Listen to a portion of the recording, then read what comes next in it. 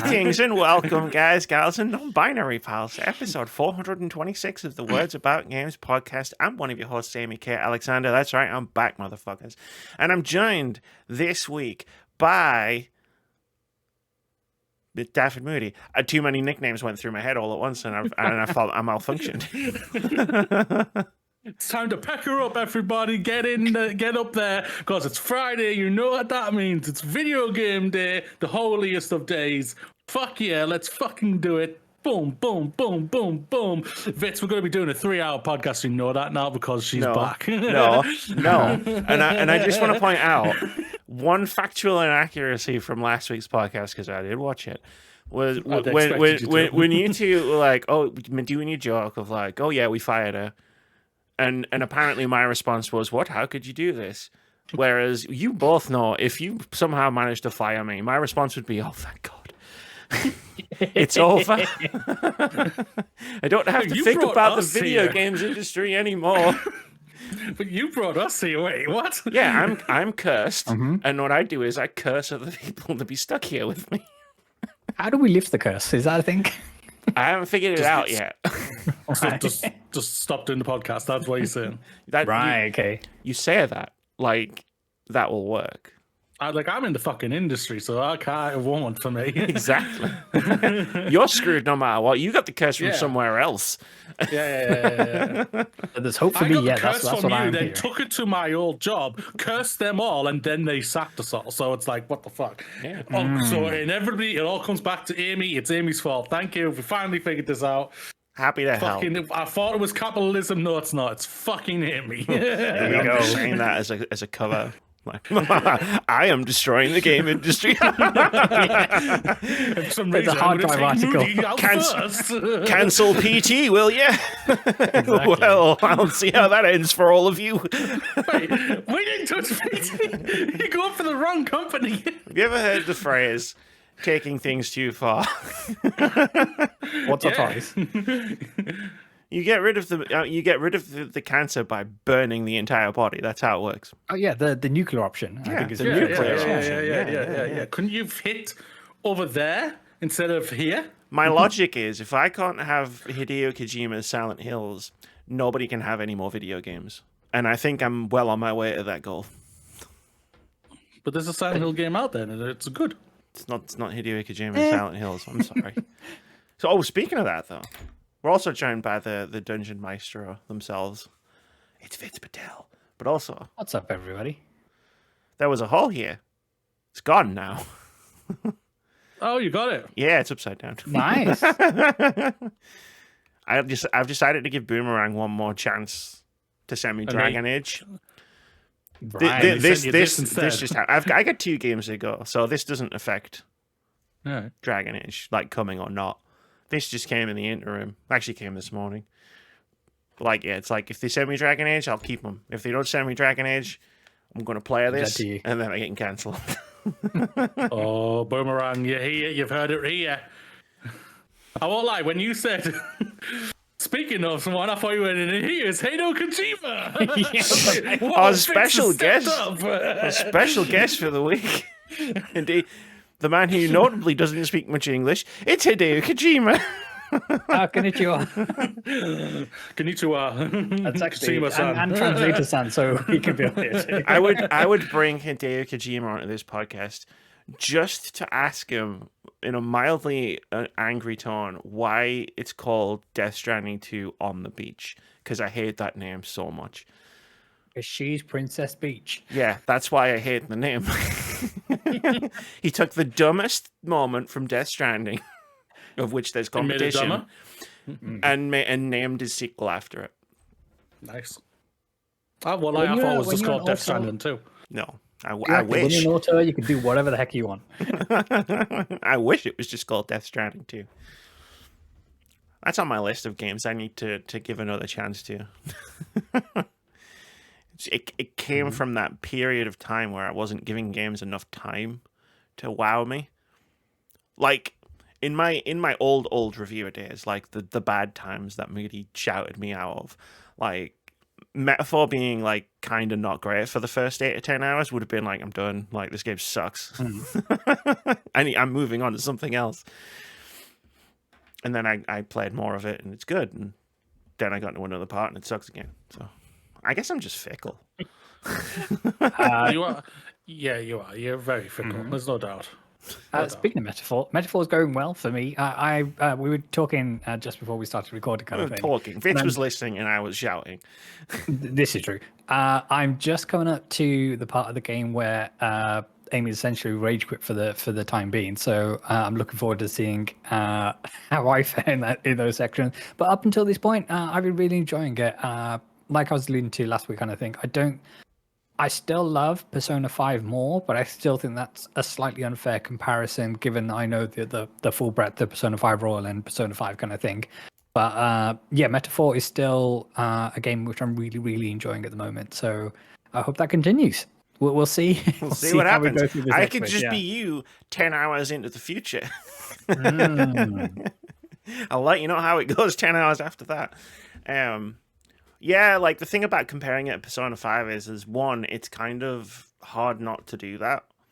Yeah. Just because of the game it is and the team that worked on it. But like, and Moody knows this because he's known me for years. It's like I always try to avoid comparing games to each other, like even ones made by the same developers, because like it's fairer just to let them stand on their own 2 feet.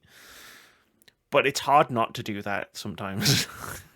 Oh, absolutely. And I think with these 2 games, because they are so like for like in terms of the kind of the rhythms and the game loops that they have, it's hard to say, okay, well, you had the learnings from Persona and you would have touched Persona 5 Royal, even though you weren't exactly involved with those kind of things.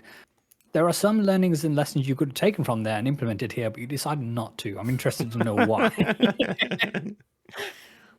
Yes, you didn't really move a lot of things forward. You just put dragons in it.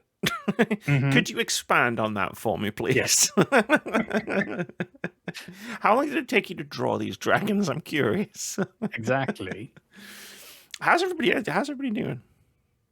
It's been 2 weeks going since I've seen you. Yeah, I've been getting back into the content creation space in terms of chefing up some new ideas and stuff, and I was sending that to our friends as a kind of a sneak peek of what we've been cooking up, and I'm really happy with how this stuff is being turned out. I don't think it's too far away from ready to being revealed to everybody out in listener land and further than that kind of thing. So yeah, it's been good. Had a chance to see Transformers 1 this week, and it is awesome. I genuinely had a really, really good time with that movie. So yeah, if you've got a chance to see it now that it's out in digital storefronts and things like that, I highly recommend it. I know I still got to get around to seeing The Wild Robot, which I understand Moody saw this week as well. And yeah, so aside from that, things are good. We got the last 3 episodes of The Legends of Vox Machina. Those have dropped. Is it all out now? Recording? Yeah, they're all out. Thank God. Yeah. I am running out of videos on YouTube to rewatch while I'm waiting for something to finish so I can just watch it at my own pace. The thing is, Lower Decks is coming as well. That's what I'm saying. Like Lower Decks is literally around the corner. I was literally just said to Vitz, is like I'm waiting for it all to be out, so I only have to pay Paramount for 1 month instead of like 3 months. That's fair. That's fair. Like with Amazon, it's just if you want, you can just wait until you come to see me, and we can just watch it all again. No. We've got games to play. Oh, yeah, a game to play. That's true. That's true. Speaking of, and games to buy, hopefully. I'm holding a pen because it was with my notebook. I've got my notebook for my section of the podcast, and I'm just using it to emphasize points. Speaking of playing a game, next Saturday, whenever you're listening to this glorious podcast, which is on the pads of time, the 2nd of November. 2nd of November. Don't ruin the surprise twist. Yeah, there'll be another charity stream from the Words Back Games podcast team, raising money for Special Effect. And yeah, catch us on twitch.tv/wordsbackgames. And there'll be fun times ahead, I'm sure. I'm playing Dino Crisis. I have Dino Crisis. It's there somewhere. It's in there somewhere. I've expanded my PS1 collection a little bit. Not only do we need several hosts on this podcast to buy Dino Crisis and for Dino Crisis to come to digital storefronts such as the PlayStation. I'm not. I gotta admit, I'm not mad that I own Dino Crisis because like, I'm collecting games.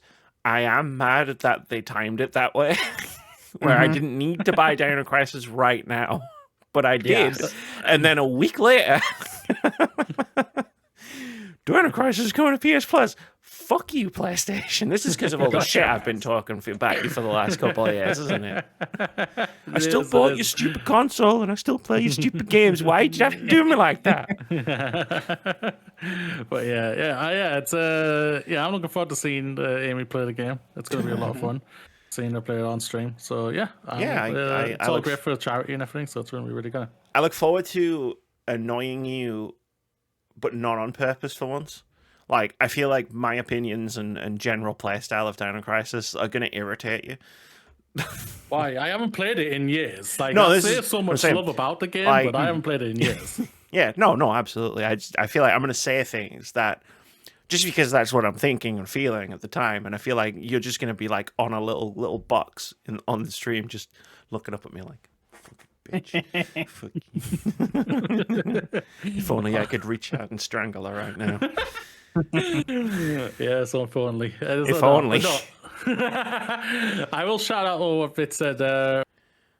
Transformers 1, it is really good. It is really, really good. It's like, it is a top-notch film. Like, Chris Hemsworth really brings it. Didn't think he would. When I heard he was going to be Optimus, I was like, oh, I don't know. But even though I'm a Hemsworth mark, I love Chris Hemsworth and to bits. But I was like Cabin in the Woods. very great film. Cabin in the Woods, great film. Yes, yeah, Noel. He goes out in a blaze of glory. He really does. Spoilers the only thing missing was the song. But that's true. That's true.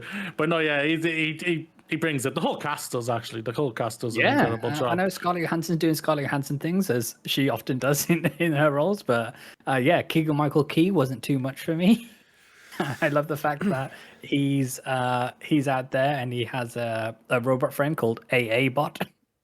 As a riff on these his SNL bits and pieces. So it's a fun time all around.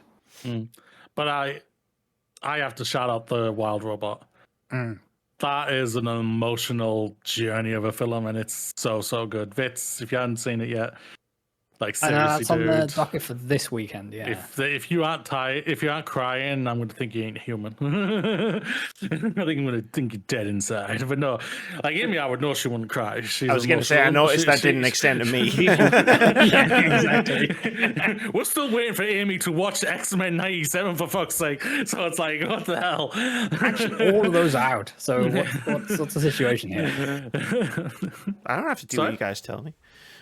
Oh, that's right. She doesn't have to do that at all whatsoever. But no, it's so good. The cast is absolutely amazing. The voice cast, Lupita Nyong'o, good God, that woman is amazing. Even though it's just her voice, she's so good, so funny. There's a joke in it that was just made me laugh for like 5-10 minutes. I was like, oh my God, that was so well timed as well. It was just perfect. They really nailed everything on this film. And like DreamWorks, they are knocking it out of the park these days when it comes to their films. The last Puss in Boots film was amazing, and and I'm kind of slightly didn't think I would say this, looking forward to the next Shrek if they're gonna do this great this great storytelling. Go for it, bring it back, go for it. I know the fifth one, I don't think it's next year. I think it's 2026. But like, yeah, if they're gonna put this great storytelling into it, bring it on. Oh yeah. There's a chance I might stream this on Saturday. By the way, the Silent Hill game. For audio listeners, Amy is holding up a copy of Silent Hill. Well, I want to start it, but you know, more than one person has said they want to see me play it. And it's an interesting sentiment because they said that before the reviews dropped. Oh, we want to see you play it. And I can't help but feel that they wanted to see my hopes and dreams crushed live. Ding ding ding! Nailed it on Twitch.tv. But they're still saying it even though the reviews are good. And at first I was like, oh, maybe they actually would like to see me be happy for once. But then... Oh, no. We're there for the misery. I thought about it a little bit longer, and I was like, wait, I do tend to have a lot of different opinions from like the general consensus on the internet, so they probably do still think they're going to see me, my hopes and dreams crushed. Correctamundo. Yeah, that's what I thought. But I'll do it anyway. Like, Yeah. What the hell? Why not? Yeah, it'll be funny for everybody who's not me. And that's I've what's got important. I've got 2 games coming out next week that could potentially break my heart. Maybe next week's podcast, we're all just miserable. We're all just miserable next week. Except Vitz. Vitz will be like... No, I'm sure there'll be... I'm sure there'll be some kind of Gran Turismo 7. Was fine, Amy. Well, I'll be doing that. Sorry, not to talk over everybody. I'll be doing that with the metaphor which Amy got rage quit on. So maybe I'll be miserable too. So. Yeah, Vitz will get to the part of metaphor that I'm at, and he'll be miserable as well. So we'll all be miserable together. It'll be fantastic. Misery That'll be fantastic. Company. Fabulous. Misery does love company, no doubt about that. But we'll see indeed. But there we've got potentially, hopefully, some good video games coming, and I am looking forward to seeing what your thoughts are on Silent Hill 2. I don't think it'll hit the level of what the original was for you. I don't believe that whatsoever. But I do think you will like it. The original Silent Hill 2 is on too much of a pedestal. Even I recognize that. I have placed it too high for it to ever be like. I think if you come out and you just say I enjoyed that, I'll be like. Bloober Game would be like, we did it! Yes! She liked it! Fucking yes! They grabbed the photo of Amy off the desk and say, we made this for her! We did it! We did it! We did it! Exactly. Fireworks start going off. This is the same way she doesn't hate it! This is the same way that Team Camouflage made Batman Shadows with Barrett Courtney in mind, saying, we're going to turn this motherfucker's opinion around. And you know what? They did. Anything's possible in this crazy topsy-turvy world of video games that we love. And speaking of video games that we love, it's time to start the show proper. And I'm back, so I'm going first. Them's the rules. I've decided. Sure. Are they going to be the rules going forward? Probably not.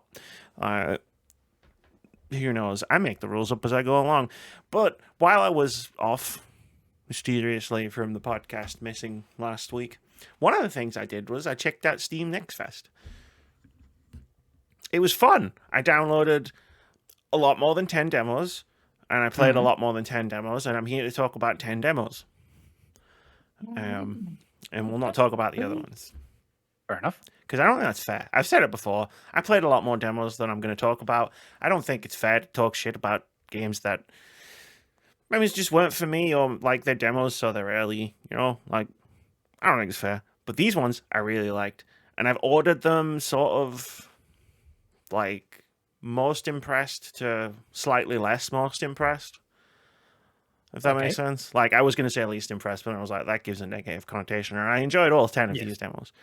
And for those of you following along on the podcast, I've handily included a list and links for you to check out. And if you're listening at home, you can follow along too, as I will have put that list and all the links in the description of the podcast down below, so you too can wishlist all of these games. There will be no indie game of the week this week. There are 10 indie games of the week this week, and I'm going to add all of these games to the curation page. So if you like indie games, check out all the links in the description below. Go to the Steam Curator page. Check out the more than 100 games that we have on our indie game of the week list. But for now, let's talk about some games. I wrote handwritten notes for this part. Why am I so red? I don't get it. Anger. No. Do you have all your lights on? No.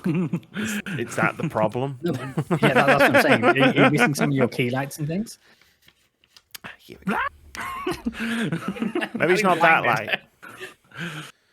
I just look red. I look really red. Have you caught the sun in this winter time?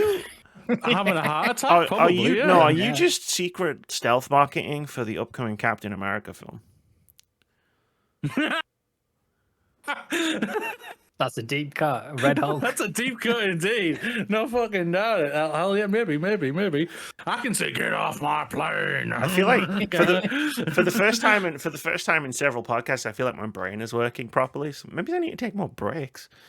Maybe that's maybe it's healthy to not continue to burn yourself out. Constantly grinding, yeah, isn't the strat. Wow, what a revelation! Speaking of revelations, the first game I want to talk about is a game called Keep Driving, it's at the top of the list because it was the biggest surprise to me coming out of Steam Next Fest. Is like, wow, that was fucking awesome.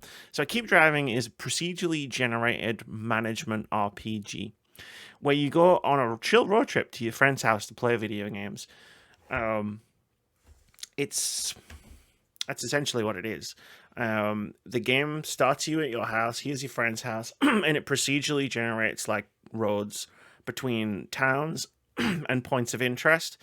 And then you choose your route, and like you can drive straight to your friend's house, but there's all sorts of other things to do. You need to like manage your car. You need to manage your hunger. You need to like, you can upgrade your car. You need to buy items for the weird mini game that's in there, which I'll talk about in a second. But you can like pick up hitchhikers and take on jobs and do side quests, which will like divert you away from your friend's house. And because I was playing a demo, I kind of did a little bit of stuff, but mostly just went to the friend's house to like get that sort of full end-to-end experience out of the demo. And I had a lot of other demos to play, but this game really, really surprised me by just how much it made me miss going on road trips, like, and just having the music blasting out of the stereo and just like windows down and just on the open road, not sure where I'm going. And what's staggering about that is I've never done that ever. So it made me miss something I've never done in my life. Hey, but it was a lot of fun. In between points, you do like, you run into these events, which are like normal like driving things, like potholes or stuck behind a tractor. Driving in the UK, we come across a lot of those. And you get this weird, interesting turn-based combat thing almost, where it's like, what it does is it generates, I'm trying to think of the best way to describe it. It generates these threats and they're color-coded, and like items that you have in your glove box, or like skills that you've unlocked, which hang from the rear view mirror, like, and you apply them to the track almost, and it's like, it's all color-coded. So like a piece of a bit of duct tape will have like 2 blue dots on it, and you line that up with where there's 2 blue dots on this track, and then that gets rid of those 2 blue dots, and then you've just got to deal with the rest of them. And each threat color attacks a different aspect of your car. So one will attack its durability, one will make the gas run out faster, another one will deplete your money, stuff like that. And the idea is to try and manage it so that you're not losing all of your resources while you're doing these things. And depending on the length of the road, there's a few of these like per like stop, and then you get to different stops and they have different places. So one might have like a hotel that you can stay at. So if you sleep in your car, you'll get detrimental status effects, whereas if you sleep at a hotel, you won't. You'll just spend some money. Or there'll be like a shop where you could buy food and stuff, and your trunk is like it's like a Resident Evil 4 style grid inventory management system. Yeah, Tetris the stuff around. Yeah, so you gotta fit everything in, and there's like space between the seats. There's like one line of like things between the seats, so you can keep like small stuff there, and then you keep the stuff that you want to use on the road in a glove box, which has a limited amount of space. And like the car that I had in the demo had all the seats in the back, but I picked up a quest to move a band's equipment from one town to another, and I just popped the seats down and I got extra space to put all of their equipment and stuff, which I was like, that's a super cool touch. And it's those little touches that really made this game for me. It was a really cool experience. I'm like, it's like on the wish list, on my radar, looking forward to seeing more of it when it comes out. That one's called Keep Driving. Sure was. Keep Driving. The next one is another one I had never heard of until I played the Next Fest demo. I'm trying to think. What if I just prop this up on my laptop? It worked. The next game is a game that I had never heard of before Next Fest. It's called To Kill a God. And it wasn't labeled as a demo. It was labeled as a vertical slice. And this game is a roguelike RPG. It's like Hades, because it's a roguelike RPG. But also kind of not. Like, the combat feels a lot like Hades. The RPG mechanics, I would say he's closer to Diablo in terms of like the granularity of the stats that you're improving. So you equip equipment like a helmet and rings and armor, and you get weapons and stuff, and like the increments of like DPS and like armor plus 1.2% or whatever. Like the way that you're incrementally increasing all these different things reminded me a lot of Diablo. And the map, you start off, your map is a skill tree. It's your skill tree as your character. So you start off with like the 4 icons in the middle, and you choose one of those as a starting point, and then you travel along the connections between the different nodes in a skill tree, and each node is an encounter. And some of them have like icons on them. So what they'll do is they'll guarantee that you'll get rewards from that node based on, like, there'll be a shield and it's like you're guaranteed to get a defensive item of some kind or a defensive power of some kind. And other ones will just be blank and they're just common general encounters that you just get random rewards from. But the tagged encounters give you like better rewards. And every time you move between skill nodes, each encounter buffs the enemies in some way. So it'll be like, hey, the enemies are now 2% more resistant to poison if you go into this node and do this encounter. So everything's getting stronger as you're getting stronger. And at first, I played the first couple of nodes and I was like, wow, this sucks. Like, and I'm going to be very frank. This sucks. It's slow and I'm not doing very much damage and I'm just fighting like 3 or 4 enemies and it's hard and it's bad. And then I got a new bow, which gave me like shitloads more damage. And then I started killing enemies faster and I was like, all right, I'm starting to feel this now. And then like the true like cool thing about this game occurred to me about halfway through the demo, which is you basically create your own abilities. So, you know, like an RPG, you'll get like the fire spell, or, you know, you'll unlock the bow of infinite arrows and it's like shoots arrows faster or whatever. Yeah. And in this, you get active skills that you put on a hotbar. And then you go to certain nodes and you plug in these gems that you pick up as you travel around. And these gems are... So just to use the example that turned me into a god in this game, I unlocked a spell that was you shoot a spitting blade forwards, like a magic blade, and it damages enemies. And then it stays there for a couple of seconds and then it disappears. I was like, it's fine, does a cool job. And then as I was going on and I started getting these rocks and I was plugging them in at certain nodes, you could plug them in to upgrade the spell.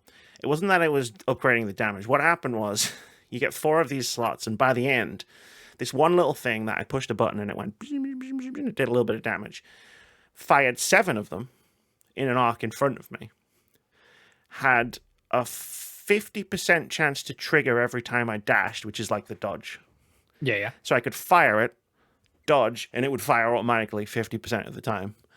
And had a 40% chance of triggering every time I killed an enemy. So you can see where the exponential power explosion came from. When you say that, it triggers an explosion, right? It spins and it does damage to enemies who are inside the thing. There's a similar skill in Hades, where it's like you get the circular saw blade looking thing. So then if you to kill an enemy, it's got a 40% chance of what? Firing another set out from me. So as if I had activated it. Got it. So every time I was dashing, there was a 50% chance that it would just... And if 7 of them kill 7 enemies, there's a 40% chance of 7 times. And is this typically usually on a cooldown meter and things like that? It's on a mana bar. So okay, fine. You drain mana when you use it. The mana doesn't get drained if it procs via like one of these tablet things. So if it goes off because I dashed, it doesn't drain mana. Yeah. Only if I use it. And you can drink mana potions, and the mana potions recharge depending on like how many enemies you're fighting, how many enemies you're killing. So like the more enemies you kill, the faster your MP recharges. So it was a very cool power curve of, oh my god, I suck, to I am a god and cannot be killed. There you go. My biggest concern is seeing what the hell's happening on the screen while everything dies around me. Do I even need to fire my bow anymore? But I went through the demo. It was a lot of fun. You could buy a lot of spells and a lot of augments for those spells, and the way I've sort of figured out the game wants you to treat it like is like their base. They're like your foundations, right? It's like cooking.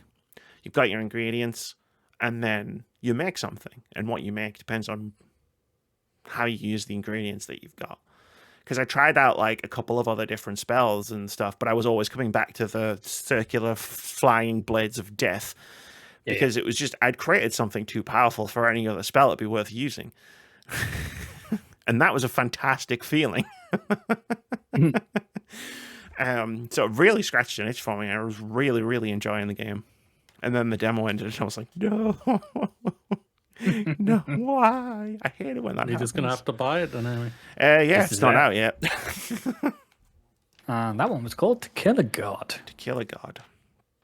The next game is a horror game, which is appropriate because it's October. Just. Tenebrous Somnia. I've talked about this one before on the podcast from E3 summer past. This is a super old school style horror game. Like, think Alone in the Dark, like the first Alone in the Dark, in terms of like its color palette, its gameplay style, its graphics, and its aesthetics, and how its horror works. Made by an Argentinian filmmaker who played something. I can't remember. I don't remember how the story goes. They played something, and they were like, "Oh, I could make a scary game." And did, but all the cutscenes in the game are live action. Yes, and not like in the cheesy FMV game live action style. This is a film like this guy has made. Yeah, looking at the screenshots, like the live action stuff looks immense. The style, being a scary hairy game, doesn't look like one for me, but I can't deny the style. The style, like, it radiates out of the screen during like the live action segments. Like when it cuts to one, it's so fucking good, man. And like the mood and the ambiance is phenomenal. I don't think the characters speak in the cutscenes, and I think that's intentional because the dialogue isn't spoken in the game, right? In like the gameplay sections. So I think that's where all the dialogue is. But like the performances are still really good. The makeup, the prosthetics, the practical effects of like the monsters and creatures like in live action, phenomenal. Like, and then like playing the game, like as someone who loves like, you know, old Resident Evil, old Silent Hill, like the original Alone in the Darks, like it's right up my street. It was a really good demo. The combat is so bad. It reminds you that you can just run past things. like I think all of us survival horror veterans have forgotten the art of not fighting everything that you come across and running away from it. Sometimes you got a Duke-a-mania zombie and just sprint past them. It's like the Resident Evil remakes have spoiled us. Yes. We need to go back to running around things. Or have we spoiled the Resident Evil? It's a fantastic question. It is a fantastic question. We might have. But it's an incredible horror game. I'm really looking forward to playing more of. Oh yeah. Tenebrous Somnia. Yeah. Very good game. Next is Beastie Ball, which I definitely know people around here have heard, because this is the game I backed on Kickstarter while we were streaming. And I was supposed to be paying attention to other games on the sizzle reel, and I was just like, nah, I'm going to back this game really quickly. It's what Pokemon, but what if Pokemon was volleyball? Yeah, coach a sport team of beasties in this turn-based volleyball RPG. Yeah, that's the game. It's a lot of fun. Like, you can play a little bit of it in the demo. I realized halfway through the demo, I've played this demo before. I was like, this feels familiar. And then I was doing the volleyball match, and I was like, I've done this before. Okay, cool. But yeah, no, like it's Pokemon right down to its core. It's the overworld exploration. Like you collect beasties who play volleyball for you. And you're challenging the league to stop them from building a stadium in your hometown where there's like a nature preserve for beasties. And you do this by playing volleyball with your beasties, and they've all got little RPG moves. Like each side of the net has 4 squares, and the idea is you either have to like hit the ball to knock out one of the opposing beasties, because then they drop the ball, like their HP drops to 0 and they drop the ball, or like hit an unoccupied square. And there's like different moves. There's like support moves, because you know how you could like, I don't know the volleyball terms, you pass the ball and then the other person hits it, and like someone will have a special skill where it's like if you pass the ball, the other person will do more damage or move to the front of the net, and you can hit the ball so it goes sideways instead of that ways, and it's fun. Yeah, because you can serve, you can set, and then you can spike. All of those things. Kick the baby. You don't know it's volleyball. You don't kick the ball. You hit the ball with your hands. Don't hit the baby. There you go. It was fun. It was fun. Like, I mean, I enjoyed the demo twice. Like, I enjoyed it again even after I'd realized I'd played it before. And like once you finish the story stuff in the demo, you can run around and do a bit more. Question: Was there any soundtrack samplings from the one and only Kenny Loggins to accompany all the volleyball action? Well, I mean, this is a Kickstarter indie game, so I don't think that's in the budget. Dang it. Sorry. Yeah, that's Beastie Ball. Next up was Citizen Sleeper 2, Starward Vector. Citizen Sleeper is one of my favorite games. Fucking love it. Mm-hmm. There's a sequel. Instead of being on a space station, it's on a spaceship. And you have a crew now. And you fly around and do jobs. Try not to get hunted down by this one dude who hates you for reasons that are in the demo. Nice. It's a very good game. If you've never played the original Citizen Sleeper, it's very tabletop inspired. Like, every day, you roll some 6-sided dice, and those numbers become like what you can do for the day. So when you go to do an activity, you put a dice in the thing, and then that modified by like what your stats are will like decide like what happens. So like if you're really good at something, you could put a lower dice number in that slot and then let that carry you out. Or like if you're really bad at something, you put the 6 in there, and you'll have a better chance of a positive outcome. But negative outcomes don't end the game. It's just you fucked up. Yeah, that's the storytelling. Yeah. You fucked up and now your leg's broke, something like that. Fair enough. But it was very cool. Like, and I enjoyed it because I enjoyed the original game. And it's more of that, but different. Yeah. Spaceship. Go be an escaped android and fly your ship. You're running from capitalism. It's like it's super late stage capitalism. Aren't we all? So it's very relatable. Yeah. Well, I would kind of like to be in capitalism right now, just so I have a wage. Yeah, this is true. I'm not gonna lie. Oh no, you can still be critical. It right now. You can still be critical of a system while participating there's no doubt in it. about it. Yeah, but Unfortunately, it's the only game in town. It's nice to be in the bosom of capitalism every once in a while. That's all we're sometimes. Like I said at the beginning of the podcast, I need to pucker up. That's how I afford all of these games that I buy. Mm-hmm. But one day we'll be free of the shackles of capitalism. Hopefully, it will be replaced by something better. Death. Death will be a sweet release from capitalism, I'm going to say. This is supposed to be the nice part of the podcast. Can we store the death talk until we're talking about, the stuff you guys want to talk about later? All right. Well, I'm pretty sure your headline literally, I'm pretty sure your news story literally has the word death in it somewhere. Not my fault. I didn't write the headline. Anyway. You didn't write the byline either, yeah. These journalists, they don't know how to write 30 these birds. days. Don't Tell us about 30 that. birds. 30 birds is... I had a phrase I wanted to say for 30 birds. It was a late game. Yes. It's a fever dream of a narrative puzzle adventure. I don't know if it actually happened or if I just had played too many indie games and hallucinated it. It's very good though. It's The goddess Simo has been kidnapped, and you need to find 30 birds to help find her.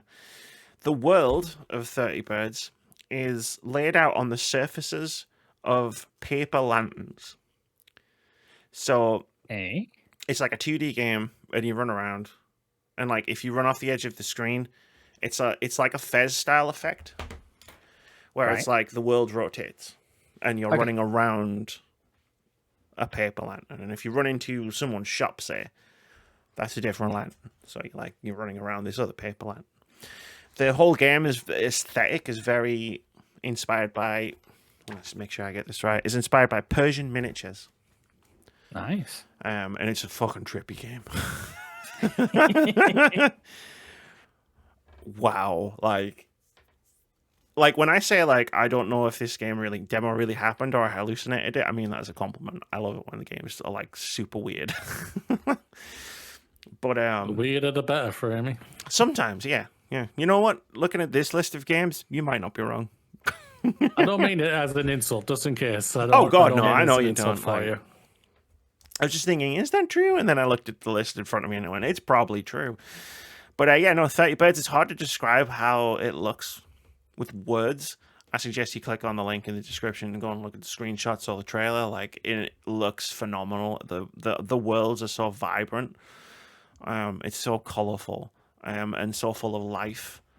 And especially with the characters and the writing as well. It's a very humorous game. But the characters have their personalities just bursting out of the screen. That's how well written it is. And also the puzzles are cool, which is good in a puzzle game. It helps. It does help.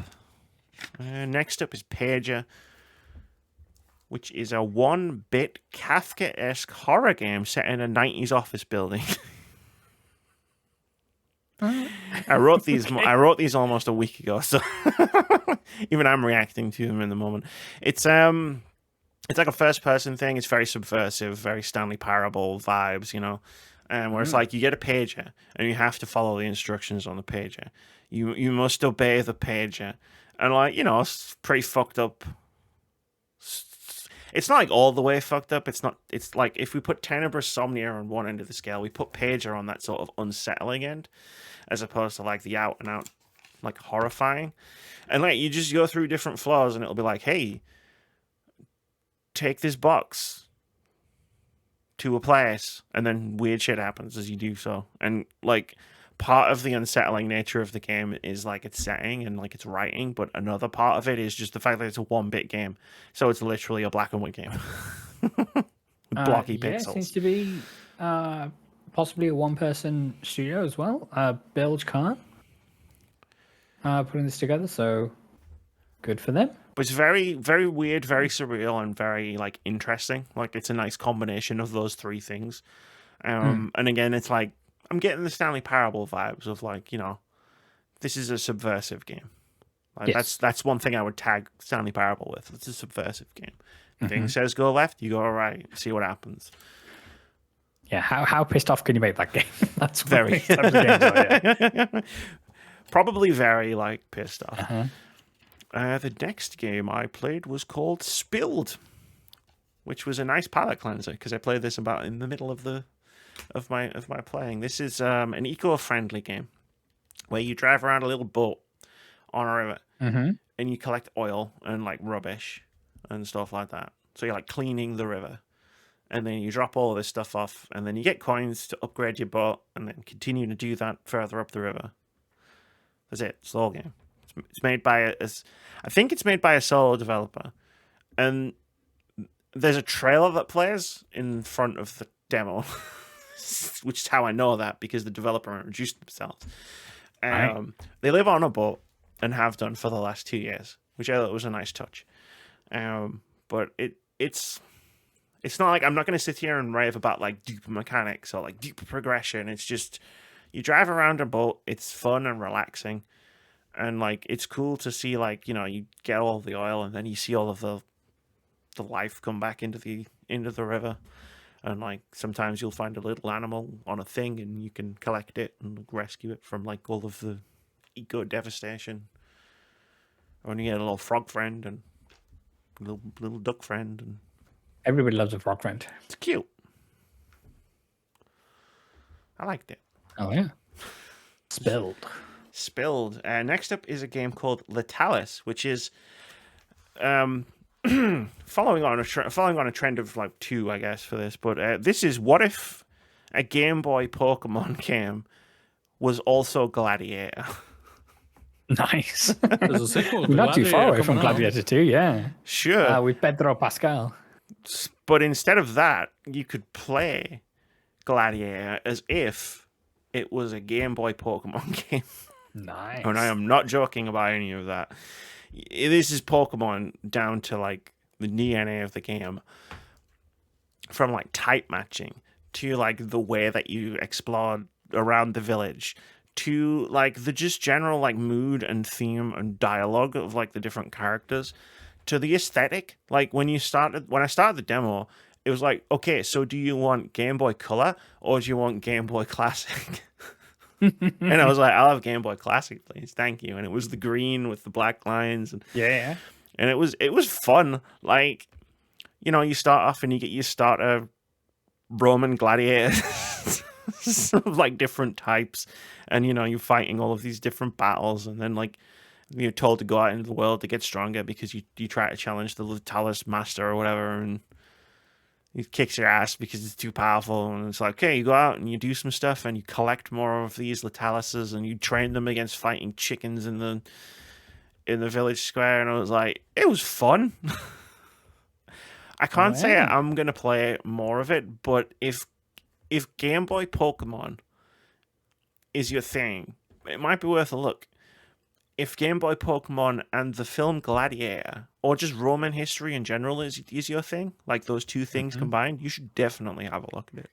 And this Gladiator Colosseum stuff is slightly more successful than the dogfighting they have you do in Pokemon. So you're not getting animals to fight, you're getting people to fight, and that is marginally you're fighting more ethical. animals in this. The lion has 100 HP, and you're going to be having to slash this lion in the face. So, I mean, sure, you've got to fight some animals, but it's gladiators, right? Like they made you fight lions in Roman times.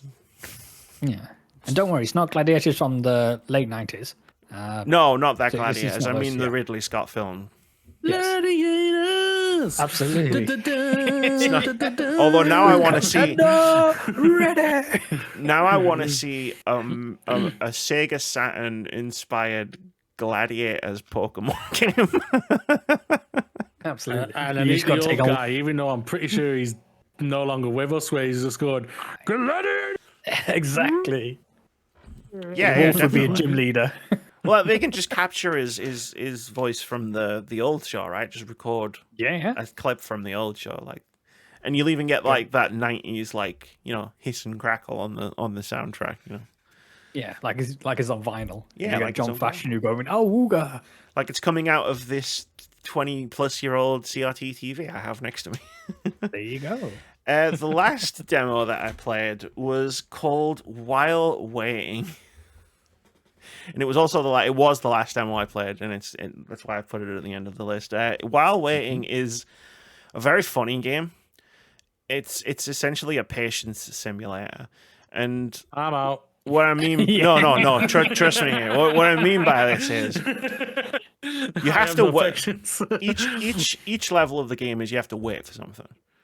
So like you're waiting, you're a kid, you're in the back of a car, you're stuck in traffic, or you're a goalkeeper at a football match and you're waiting for the ball to get hit at you so you can grab it.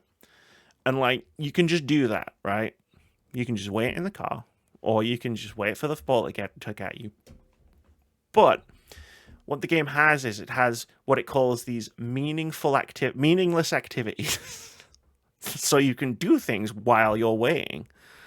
So for example, on the level with like the goalkeeper, where it's like the football thing's happening and you can move your hands around and then you start looking around and like you can like wave at like people in the crowd and they'll like wave back, and that's one of the activities. Or if you look up, there's like a cloud that looks like a water gun, and you imagine all these targets start flying around the pitch and you can start shooting them, and there's like this shooter like mini game.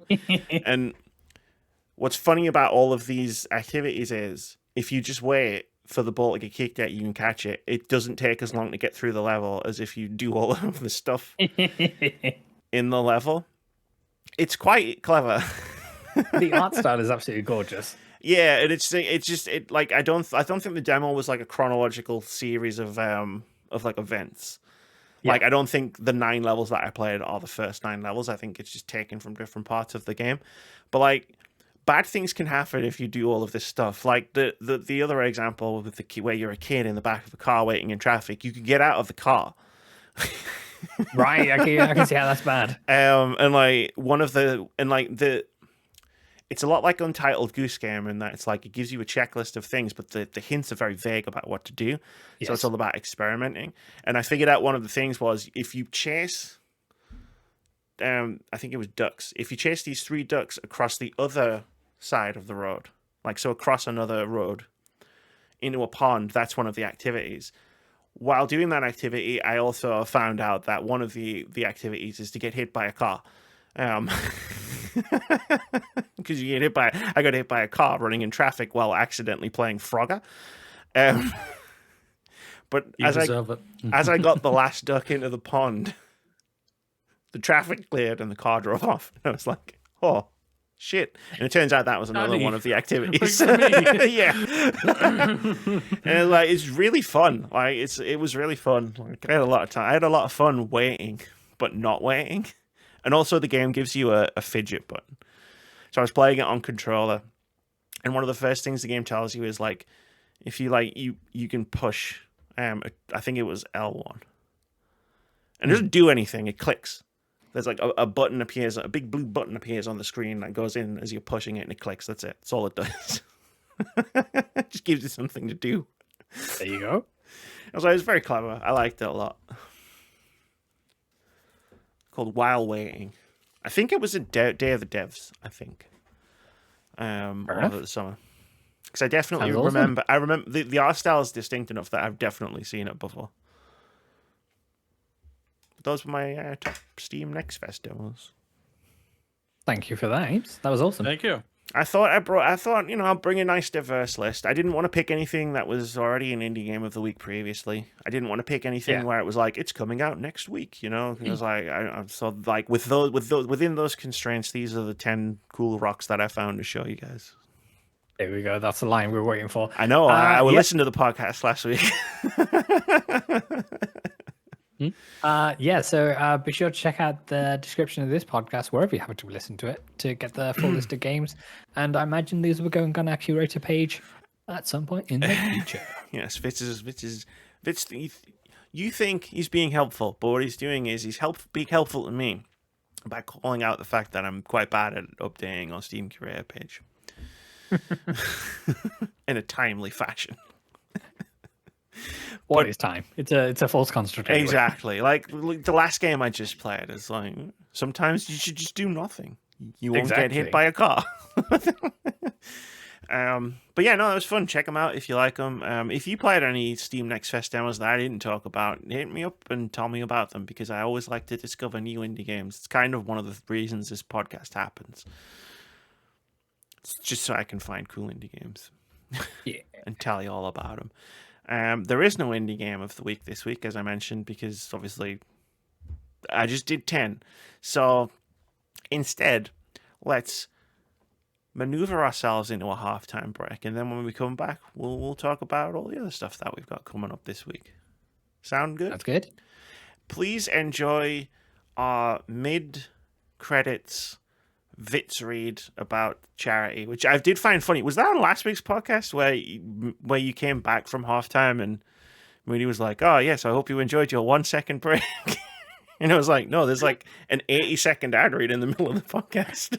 Yeah, we did mention that. Yeah, he told me after I said it. Sure, so I just thought it was funny. I was like, no. It used to be a second, now it's not. I call it an ad read. It's not really an ad read. We're just telling you about a cool charity thing that we're doing, which is extra pertinent because in like 8 days after this podcast comes out, we'll be streaming Dino Crisis. I'll be playing it. Hell yeah. Dino Crisis. And we'll hopefully be passing £600 Yes. raised. If we manage to pass that, Dino Crisis ready. if we manage to pass £600, that's double what we were going for. We're gonna have to do so much dumb shit on this marathon stream. That is a silly amount of money, but I'm sure we can get there with your help. Hell yeah! But yeah, enjoy listening to that. We'll be back in 80 seconds. Peace. What's good, everybody? I hope you're having the best day. The Words About Games podcast is fundraising for the fabulous team over at Special Effect. If you didn't know, Special Effect is a charity that transforms the lives of physically disabled people all over the world through innovative use of technology. The heart of their work is the mission to maximize fun by helping people control video games to the best of their abilities. They're bringing families and friends together, having a profoundly positive impact in quality of life, confidence, and rehabilitation. Amy, Moody, and I have been working on a number of streams to bring you a whole host of shows, games, shenanigans, and more. Everything from ranking Resident Evil, becoming the noble team in Halo Reach, and finding our competitive streak in legally distinct and 90s game shows. We've got several more charity streams in the works, and with your help, we can get there. Special Effect is a charity near and dear to our hearts, and we'd love your support in raising as much money as possible to bring the joy of video games to so many more people. Simply click on the link in the description below of wherever you're enjoying this podcast, or scan the QR code you see now. That will take you to our Just Giving page, where you can learn more and donate. If you're not in a position to donate, that's more than okay. Times are tough and we understand. Please consider sharing our Just Giving page on social media. It will help spread the word and the work that we're doing. Thanks for listening, and for now, let's get back to the podcast. And we're back. We definitely haven't been talking about films for the last 20 minutes. Nope. Where are we and where are we going? Those were... to go and watch some films, aren't we? That was from the Crusade intro. We're going to talk about Shawn Layden. Moody, do you want to talk about Shawn Layden? Why not? Why not? The guy, he just comes across as such a likable guy and a nice guy. Why the hell not? And whatnot. So let's do this. Shawn Layden says AA Games is gone, and that it's a threat to the ecosystem going forward of the video game industry. I'm sorry, Amy was right. I have come to bring us back down to earth. Can I just point out as well? If I want to make this joke now so I can get it out of my system. But if I had a nickel for every time I skipped a podcast, and that podcast's main topic was about the deteriorating state of the games industry to the point that I could use the same thumbnail twice of the garbage thing on fire, I'd have 2 nickels.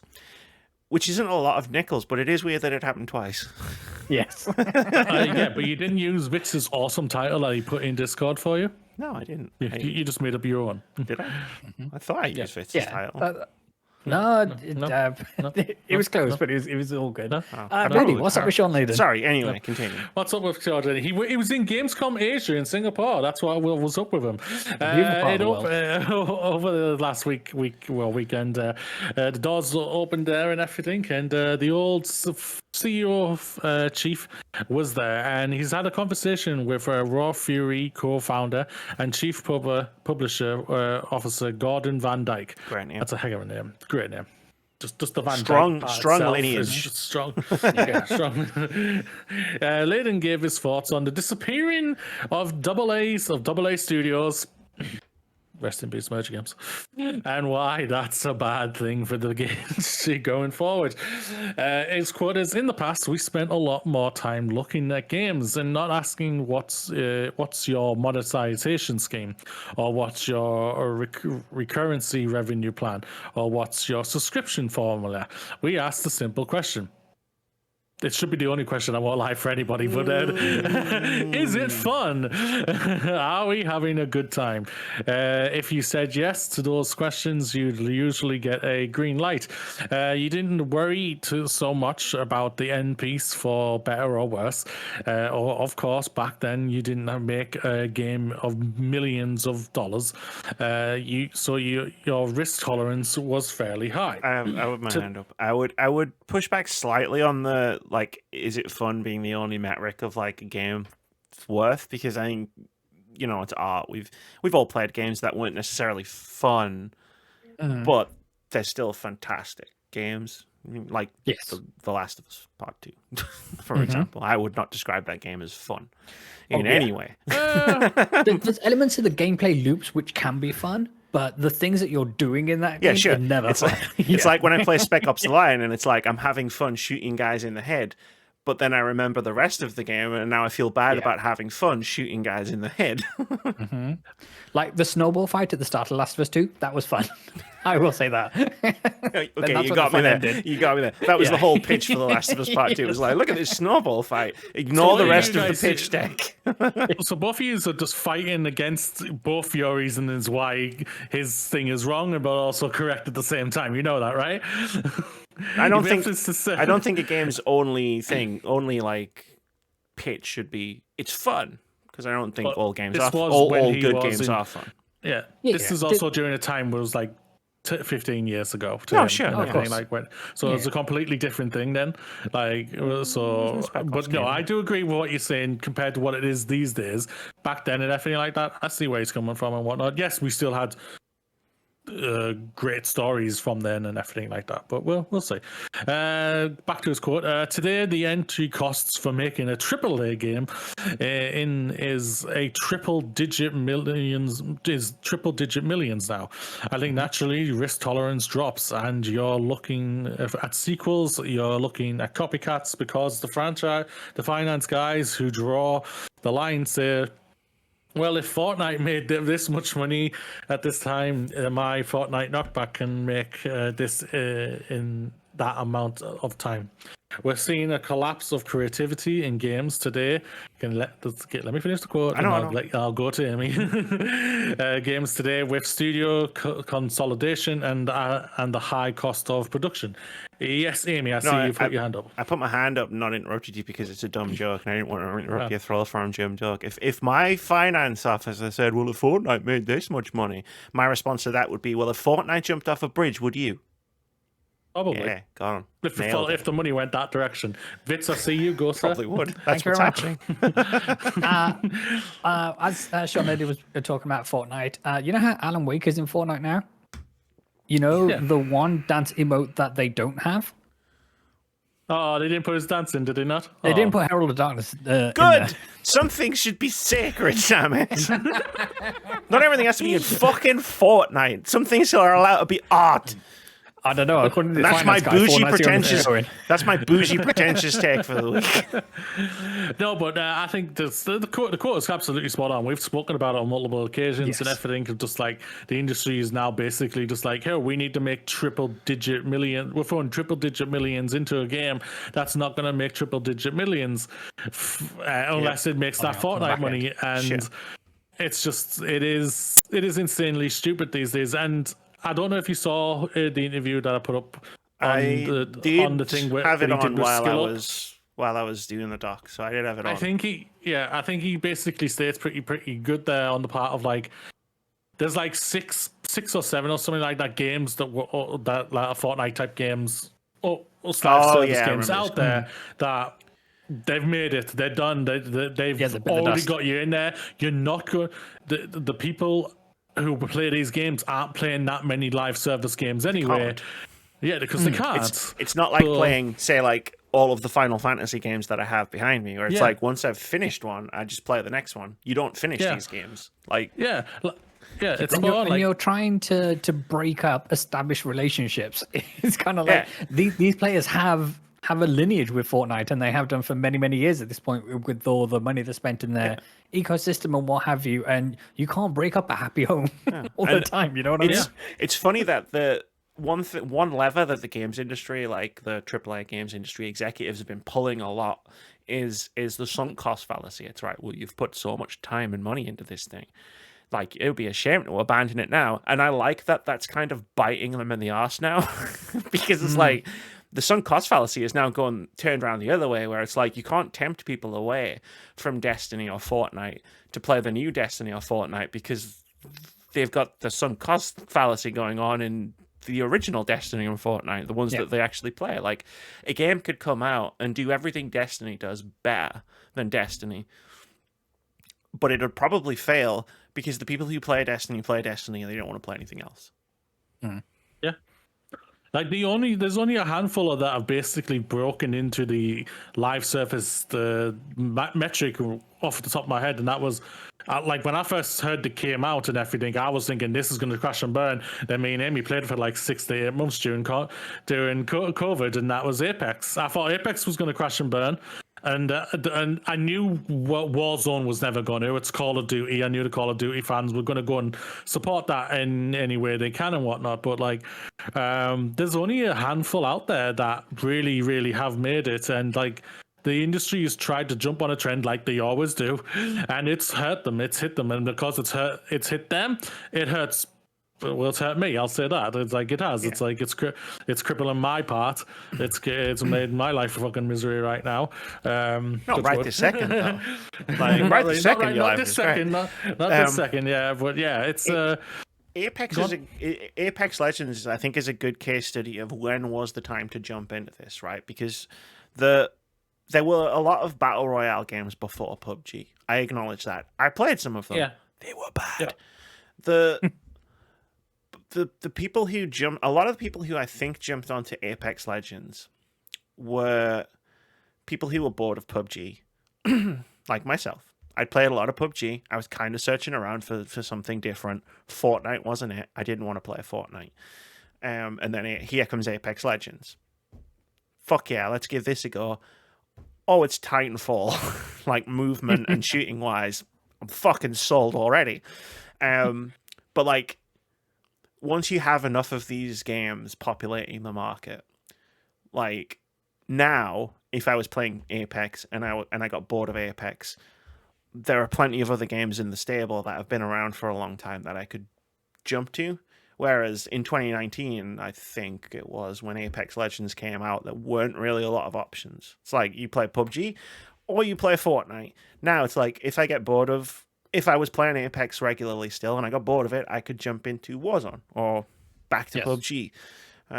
Whereas now it's like if you launch a new one and you do somehow manage to catch people at the time when it's like, we're all getting bored of this one, we're all getting bored of Fortnite, they're probably all just going to go off and play something that's already out and established and has been around for years. I will get to the other quote, but I do want to ask you a question, Amy.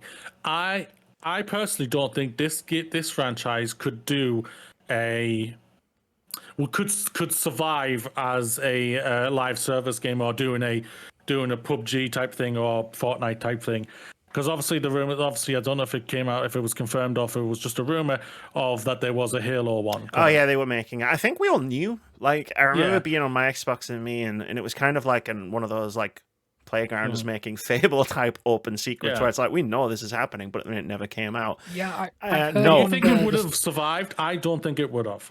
Depends. I heard one of the devs say. I heard one of the devs say that Battle Royale was in the works, and I know that's a lot of the sentiment in the. I want to say what's left of the Halo fan base at the moment. That's what they are still pining for in terms of they want a battle royale. At least that's what they say anyway. Whether it has the kind of juice to carve a niche out when you do have your Fortnite and Apexes and all the rest of it in the world, I don't know. Yeah. What you got to remember is I think Halo Infinite was originally slated to come out in 2019, which was around the same time as Apex. So I think if it had hit around then, it might have survived. But I think it would have also been part of the Halo package, right? You would have had the campaign, you would have had the multiplayer, and you would have had the battle royale. Like it would have just been a part of the package, like Warzone is for Call of Duty. It would have just been a part of the whole offering. Like, so I don't think a battle like if they'd added a battle royale at Halo, I don't think it would have sunk. I think the problem Halo had, which is a whole separate topic, is just like they tried to chase the live service rabbit hole and were woefully underprepared to do so. Yes, and ruined their own multiplayer experience in the process. Mm-hmm. And that's with an additional year. Yeah, and that's with an additional year because the core multiplayer of Halo was good, and if they'd stuck to like making fun modes for their multiplayer, I think it could have taken off a lot more than it did with the Halo fan base. I don't think they would have captured a lot of new fans. But I think the Halo fan, like more Halo players play Master Chief Collection than Infinite, which should tell you everything you know about what happened. And I think it was like those really long battle passes, or we're going to do live service and not release anything for 6 months. Like, that's what hurt Halo Infinite more than anything else. Yeah, I agree with that. Like, not everything needs to be a live service, guys. So you can just make a fun multiplayer game. There's no doubt that Layden does say in like his skill up for chat that he thinks that the industry's now, like, because of whatever all the sackings and everything, they are now deciding basically we can't chase this bucket anymore.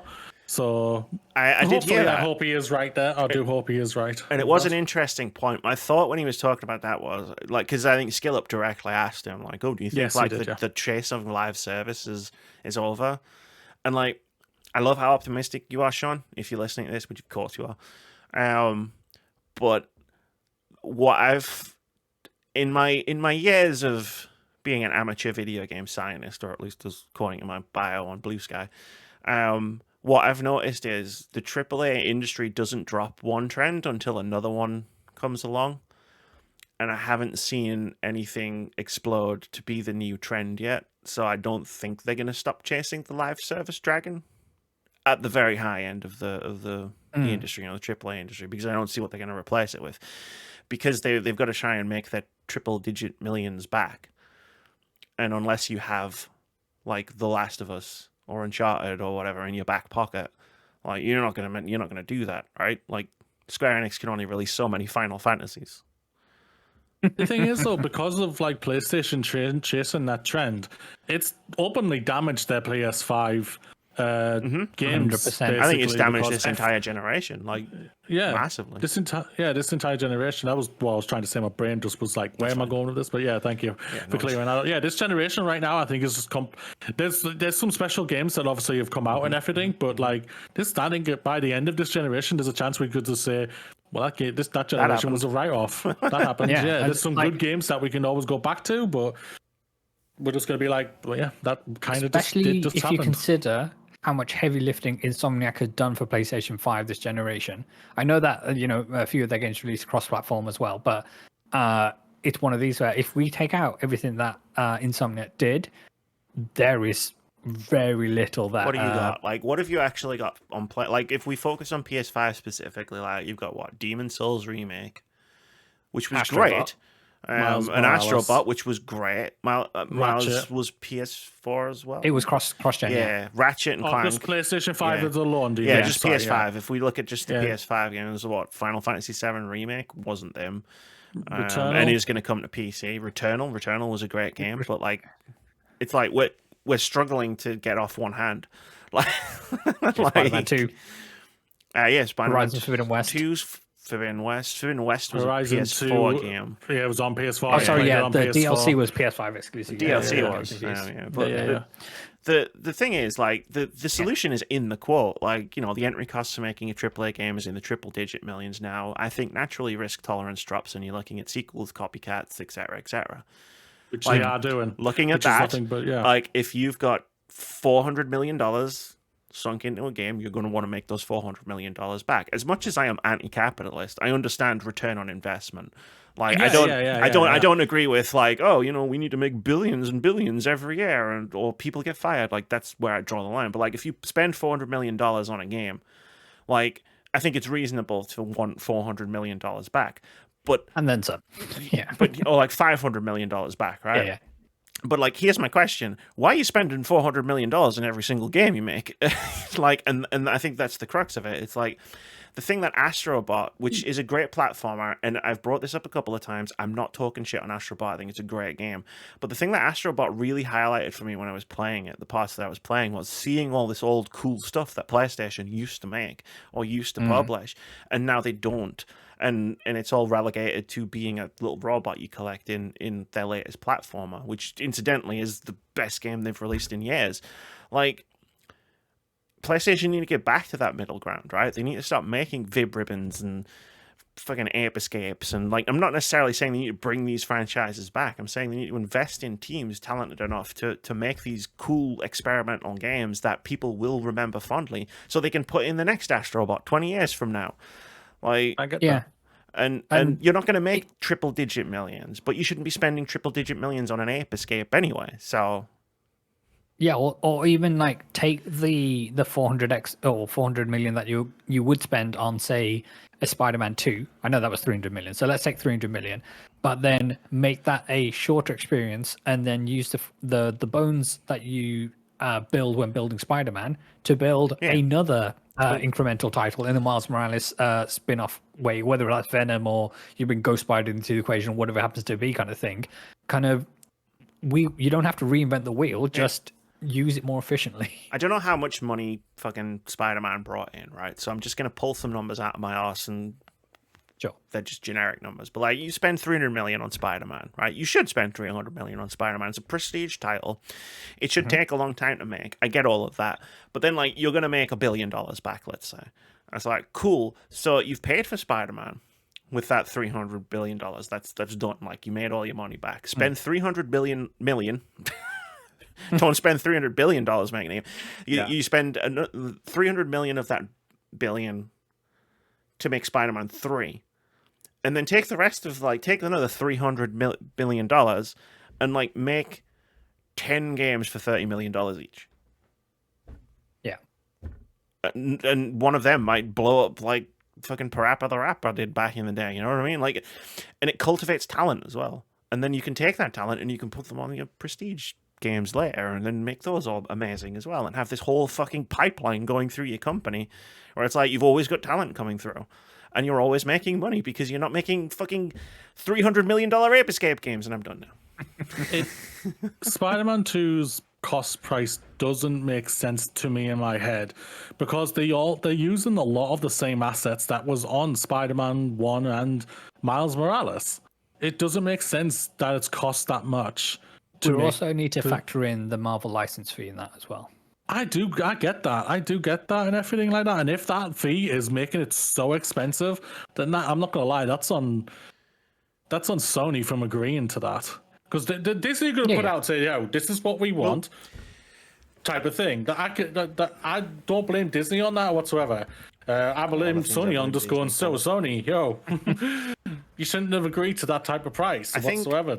I think it doesn't matter. Like, I think you can spend whatever on Spider-Man and it's going to make its money. It's fun because it's Spider-Man. Like, and you use the money that you make from Spider-Man to build Concrete Genie or Bloodborne or, you know, Astrobot back in the day of when it was coming out on VR. I can't remember the name of the original game. You know, like Rescue Mission. Yeah, you build the franchises of the future, or you build the cult classics of the future, or you build the talent of the future with the money that you make from making the games that you know are gonna make money. But to what we know that Insomniac are doing that. Like, they've kept a lot of their team, I believe. So, yeah, sure. But it needs to be a PlayStation-wide initiative, right? Like, you need that. Yeah, the ethos needs to be in every studio. They need that middle ground. Like the whole industry needs that AA middle ground back. PlayStation specifically needs that middle ground back, right? It's like there was one thing Shawn Layden said in that Skill Up video where he was like, the role of a platform holder shouldn't be to steal market share from other like consoles. It should be to widen the market so that there's more room for everybody. And I'm like, that's fucking spot on. Like, that's exactly how it should be run, but it's not. Yeah.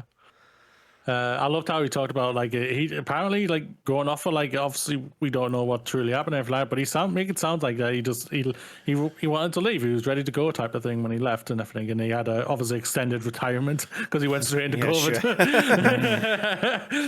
But no, getting back to his quotes and everything, Layden has been vocal in the past about his wish to go back to shorter games and the need to rethink in spiral costs across the industry. Van Dyke asked the former PlayStation exec whether we can find solace in indies, or whether they can be seen as the beacon of hope when it comes to thinking about creativity first and monetization second, if at all. Layden's quote is, I think you're right. We've seen this. Let me try this again. I think you're right. Layden answered, we've seen the same phenomenon in the film industry, right? We've come across to a place where everything is a blockbuster, Marvel Cinematic Universe, or it's Sundance Award contender, and then in the center, that middle piece, which used to be Tom Hanks or Meryl Streep, Vermont. You can make in Vermont. You can make that movie. People went to the theaters to see it, though. But those movies and that kind of content found a place to go. It went to Netflix, went to Amazon, to Apple Plus, all the different streaming services. It had a place to go. Excuse me. In the gaming business, you have Call of Duty, the Grand Theft Auto. Indie stuff, but then the middle piece, the middle layer that used to be where Interplay, Gremlin, Ocean, THQ, all those companies. Sorry, I said merge games really fast. Oh, thank you. All those companies, they made their money. That middle piece is gone. If you can become AAA, you survive, or if you do something interesting in the indie space, you could, but AA is gone. I think that's a threat to the ecosystem, if you will. I'm so looking at indie stuff with the advent of technologies like the latest Unreal Engine and what Unity can give you. I think we can all say that the standard quality of video games is pretty high now compared to 10 years ago. I think it's wider. Yeah. I don't know if it's higher. I just think there's more of everything, right? Like, there's more amazing games. There's more bad games. There's more, like middle of the road games. I think there's more games. So I think it feels like there's just more of everything. I also think that firms like Tencent and most importantly, like the Embracer Group, have a lot of accountability when it comes to where has all the AA stuff gone. In terms of, all those studios were gobbled up, and it's kind of, they didn't have a plan because they were banking on Saudi money coming in, and now they are scuttling everything. Right? It's like Alone in the Dark, which, it didn't review amazingly well, like earlier this year. I picked it up, I played it, I enjoyed it for what it was. I would have been excited to see, what the team did with the sequel. Now they've made the first game under their belt. They've done a lot of the hardest graft. And now it's cool, we can, you take lessons from it and build a sequel or build a different game. And then, we'll be speaking about that in a short while, don't you worry. But then Embracer them. It's didn't sell Fortnite money, so see you later. And it's cool. And that's a story that's repeated. I'm just using Alone in the Dark because it's the one that's most, because I played it a few months ago. And it's that's the story of the industry right now. There's no doubt about it. The AA experience is basically dying, if not dead. I think there's still a couple out there. I wouldn't be able to tell you off the top of my head which ones they are and whatnot, but I'm just trying to think of recent releases. It's it's either up here or down here, like indie or AAA. It's what was the last mid game that came out? Space Marine 2? Maybe. Is Deck 9? Yeah, I guess you can. I would say they're more AA than triple. You could. I guess you could say Life is Strange, but it's under the Square Enix umbrella. So I don't know if it's it is, but it's what we're talking about a bigger company funding AA, which is great. Yeah. But I don't know if there's independent it may AA have been games. Tales from the Shire, but that game got delayed. We don't know what's happening with that now. Gollum? Yeah. But that's the thing about it, though. The worst thing that I'm noticing, obviously, just the terrible management of what we see all the time, what we talk about all the time, and everything like that. But I think it does come down to also just a lack of talent that have the skills to be able to do what they need to do and everything. I think there's a lot that I think I brought this up. I don't know when it was the last time I brought it up, but I bring up what my former teacher told me when I was going to college, that there's a lot of and I'm seeing it just for when applying for jobs and everything like that. A lot of places are asking for seniors, people who have been in this. I've been in the industry like 5 to 10 plus years to be able to jump straight into getting on with the job and everything. Yeah. Like, I can't apply for those jobs. Like, I don't have that experience. Like, I go through the list and everything. I'm just like, I don't have that experience to be able to do what they want me to do. I can jump in and just like crack on and just test the game and everything and do the things they want me to do. But when it comes to having the experience and the knowledge of what you were looking for, there isn't that. And it's because there's not enough of the senior talent out there who are willing to teach anymore, who don't teach. They've got their millions and they fucked off. Or they can't, yeah. But then most of them is just they've got their millions and they fucked off. Or the executives who are just absolute assholes who just won't teach. Yeah, I think go on. No, go on. You go. I think it's a double. The whole industry is a double-edged sword of like we've got all of this. What? Double-A sword. It would have two edges. It's hurting. The industry is hurting itself. Like we've spoken on multiple occasions about this, but it's hurting itself because of the terrible management, but also the lack of talent and everything. Like I'm going for jobs, I'll do this like that. I can do. Like I know I can do those ones and everything, but there's not many of them out there. And again, if I'm lucky enough to find a job, I might have to move again and everything. And for that, and that's something that I probably will have to do but I'm also not sure at the same time.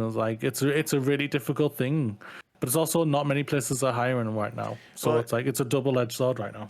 I mean, in terms of like the talent coming into the industry as well, like I don't see internships flying around anymore. Like you used to see a lot of them. Like as someone who like knows and follows a lot of game devs, it's like I used to see them pop up on my timeline all the time. I think I've seen like one in the last 6 months for Insomniac recently. They're doing a bunch of internships, which obviously isn't even in this country, but yeah, it's like getting people in. Like it's like if you have interns who you train up and become game devs and then do game dev stuff and make games, and it's like that talent can't get in like through the door, because like people who want to get into the games industry are like, as much as like you, Moody, are competing with like so many other people who have like experience doing what you do. It's like people who want to get into the games industry are competing with people like you who have that experience versus people who don't have experience, who don't have a shot at getting in anywhere, and it all just sucks. Like there should be enough jobs for everybody. Yeah, and in a kind of market that we find ourselves in at the moment, where it seems to be a crash and everybody seems to quote unquote tighten their belts and kind of look to lay off staff as opposed to in order to reduce costs and things, they don't necessarily want to turn around and then say, oh, okay, well, let's spend 20-30 grand on an intern program and that kind of thing. Not that interns always get paid, but it still takes resource in order to get these things up and running. So yeah, they should get paid. 100%, yeah. Yeah, get paid for your work. The whole it's slowly killing itself, which is just terrible to see and everything. I think part of the problem in the industry in the UK specifically is fucking half of it's in the same fucking place. Yeah, in the most expensive place in the fucking country. Yeah. Like that's the thing about it. Needs to just in the UK alone, it needs to spread out there. Like the industry needs to spread its wings and like go have studios, say just into like the cities of like of the north, like Manchester, Liverpool. Yeah. And these places do, but they're mostly AAA studios. These aren't AA, even though like it's pretty much dead, that one. But like indie studios, they're sticking close to London and everything, which is just it's an Aurora Boreas. It's like, well, they're where all the talent is, but all the talent's there because that's where all the studios are. And it's like if they even if they just embraced remote working, or it's just like there's talent in other parts of the country like that can't go. Like not everybody can afford to move to London. Like, and some of them just won't. Yeah, I won't. Some people don't want to.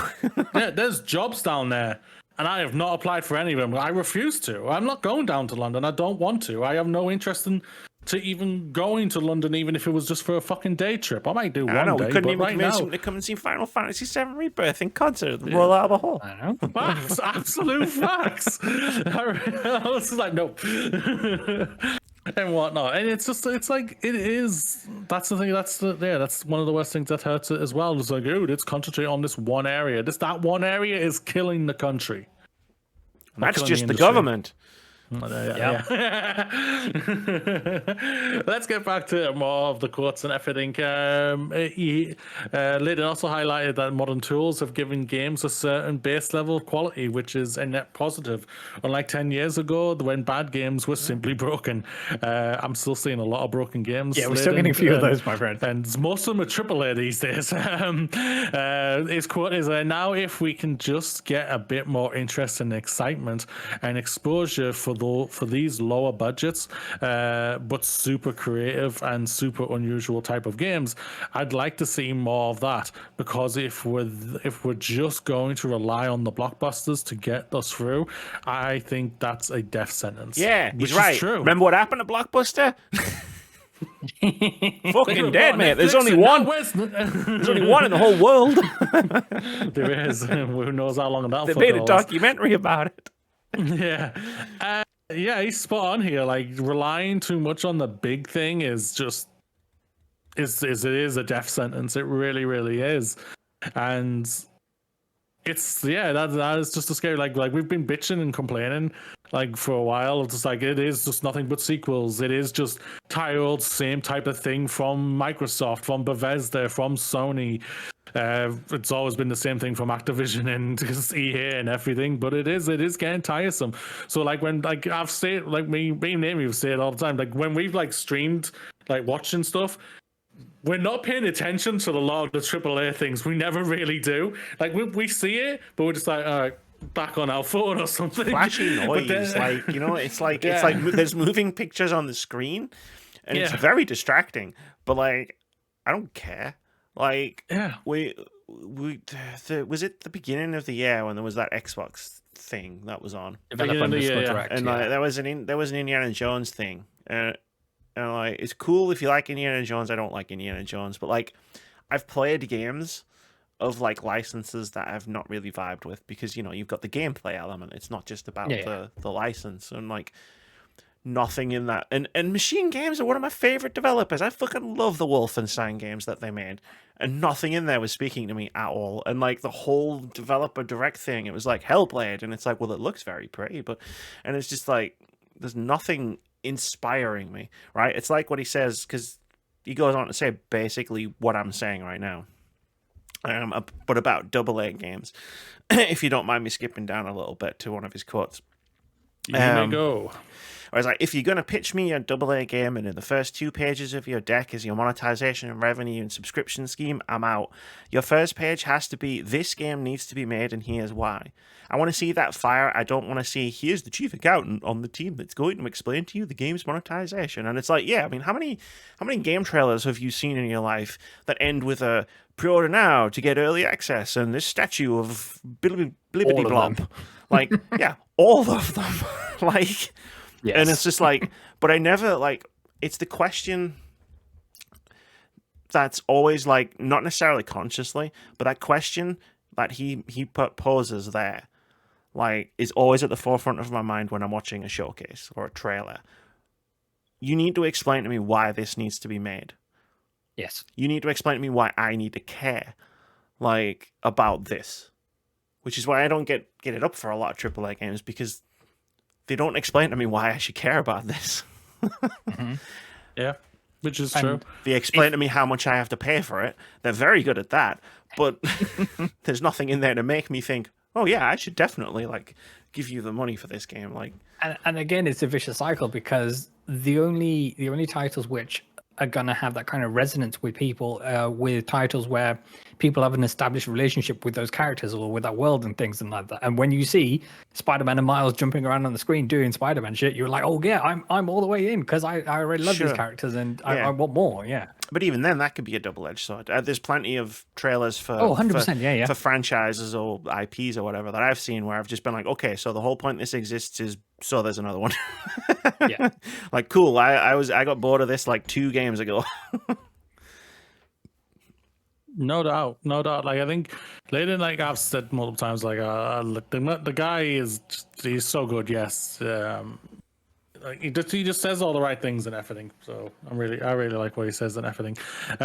Next one is for sure. What's for sure is that AI is not the magic formula that's going to help the industry, though. Its current challenges, Layden said, pointing out that people who think AI is going to revolutionize games are usually not people in the industry.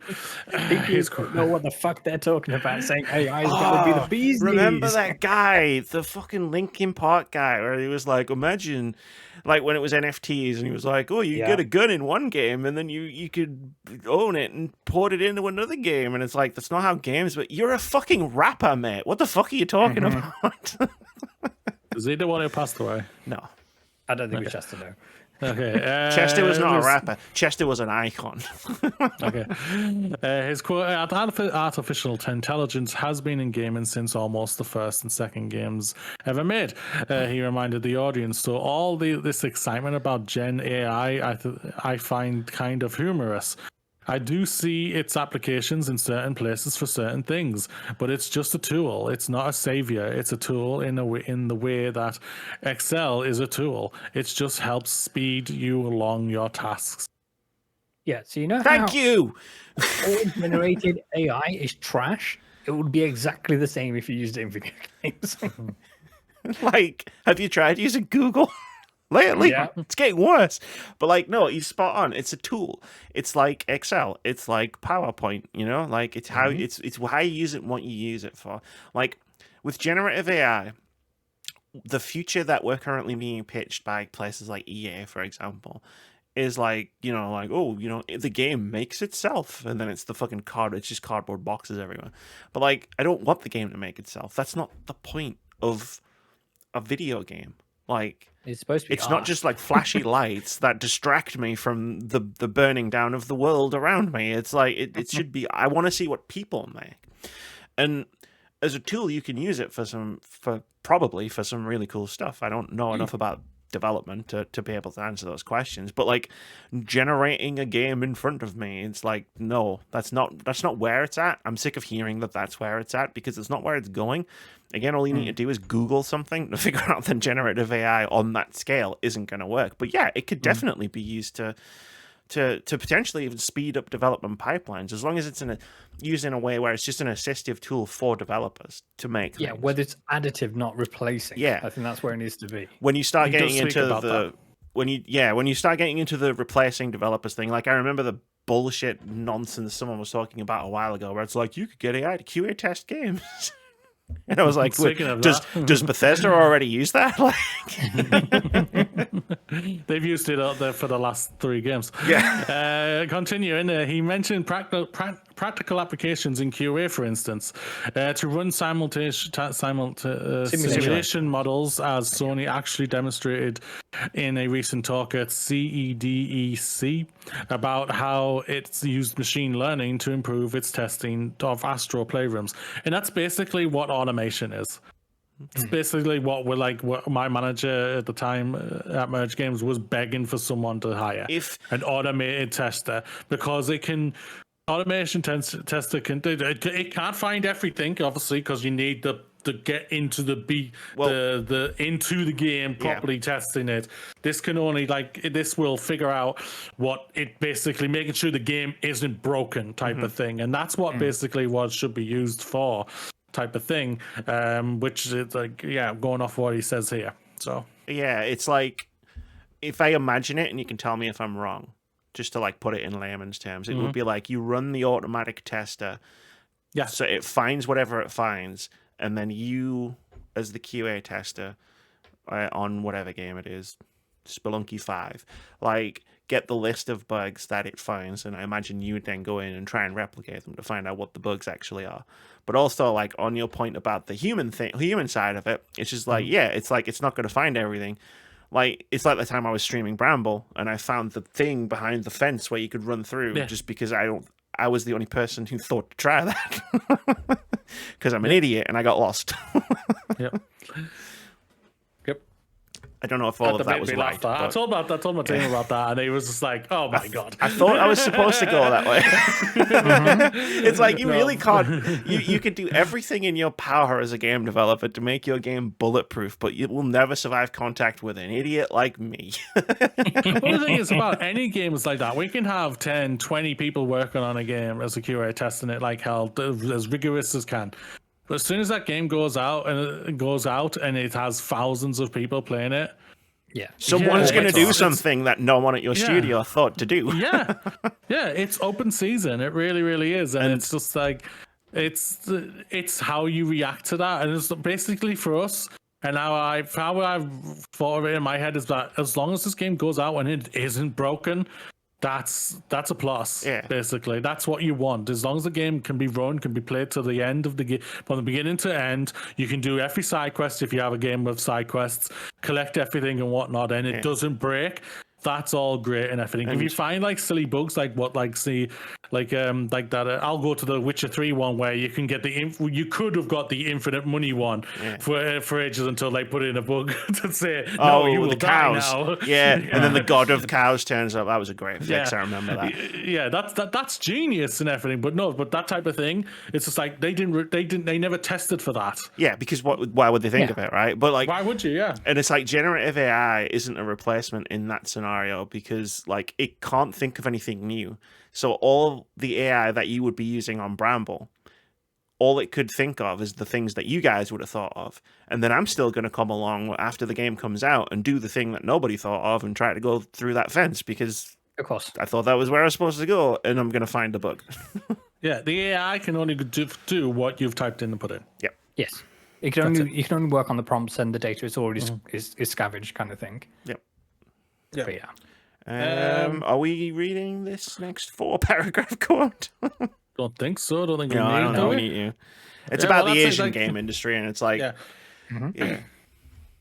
Well, go and check out everyone. Go check out Skill Up's video of chat with him. It's on his podcast that he does.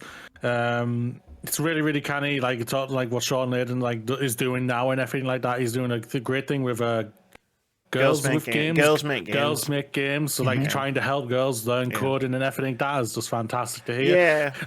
Like I've said, there's a real lack of skill in the industry with the new rising.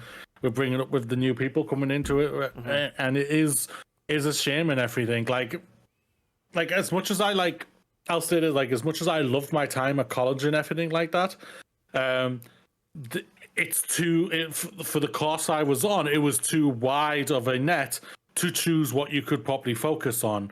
They were doing five different. They were basically, for me, it was 5 different things, and none of it was QA. None of it was. I just melded it in to be able to do QA in it. Which got me some points, I won't lie. For it. Humble brag. Humble brag. But it's they need to be ones that are just more focused on. It's like, all right, we're doing coding. Who wants to code? Who wants to learn coding? All right, follow me. Who wants to do art? Follow me. Or 3D and all that 3D shit. modeling, do that. programming, concept art, 2D art, 3D art, sprite art, voxel art, the thing about, because he's in Asia, Gamescom Asia, he's doing a thing where he's basically his raison d'etre at the moment seems to be trying to find talent where other people haven't looked. So that they, in his words, in the Skill Up video, which I'm referencing it multiple times, so Moody will be proud of me that I actually watched the video he linked. I am very surprised that you watched it. You asked me to, so I did. That's true. And it wasn't a showcase, so I was fine. It's to find it's to find people who can make the games that we can't imagine. Because I can't imagine something that somebody with a completely different life experience can make, and that's fucking awesome because I want to play that. That's the one I want to play. Yeah, because we've had 10 billion examples of games made by people who have the same perspectives as us, because all we get is sequels and whatnot. So let's get something fresh to the table. I feel like each of us holds a very underrepresented portion of the inside the game dev circles. But yes, I am sick of seeing the same things over and over again. and would like to see new things. But yeah, no, like I think it's a great mission, and I wish him well on his quest. Hell yeah. Looking at the time, should we bounce our thing to next week? Yeah, we can do. Like, I don't know. I don't want to like shortchange the thing that you want to talk about. So, I mean, it can be. We can go over it quickly, and then I feel like I'm just gonna fuck you, Ubisoft. No, absolutely. So, the topic I want to bring to the table today, dear listener, is it's a debate. He's going to be like, Gran Turismo 7 had a new update. Damn it, Vitz! Yes, I got it That again. was last week. Yeah, but it was a good one. Can I just say how pissed off I was that I missed the fucking Vitz's praising Gran Turismo 7 for the first time in 6 months? To be fair, it wasn't Gran Turismo 7, it was Gran Turismo 4. Oh, it was, yeah. Update, yeah. This story is about how Isgamon and the folks at Ubisoft, they wake up every single morning and you say, you know what? They take a break from allegedly harassing everybody at their company, especially those who happen to be female. And they say, what is the dumbest thing we can do today? Let's do that. Everything. So this the opposite of everything we just talked about. Yeah. So the team who put together the brilliant Prince of Persia: The Lost Crown has been disbanded. So Ubisoft Montpellier, the development studio that was there, have now been essentially reassigned as support staff for various different other teams within the Ubisoft family. And as people know, like the Ubisoft family studios is huge, and they have like thousands of developers and people in there. So while the Lost Crown team, received huge amounts of critical response, and there's DLC and content in the works for that title. As soon as that stuff's done, then they're off the project, and they had a pitch in the works for a sequel, which are really, really excited about, and then that got turned down because it's that good old thing where Ubisoft had unrealistic expectations of what this Prince of Persia game was going to do for them. And we spent too much money on this game and didn't make it all back.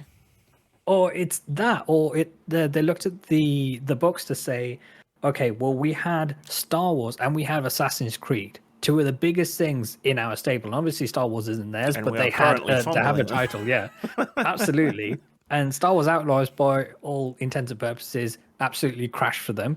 And then Assassin's Creed Shadows, which is their one shining light because they don't seem to do anything with any of their IPs, that got punted to next year. And it's kind of, well, what do we have? We have this critical darling at the end of that we launched at the start of the year, which will feature again in the the awards kind of roundup towards the end of the year.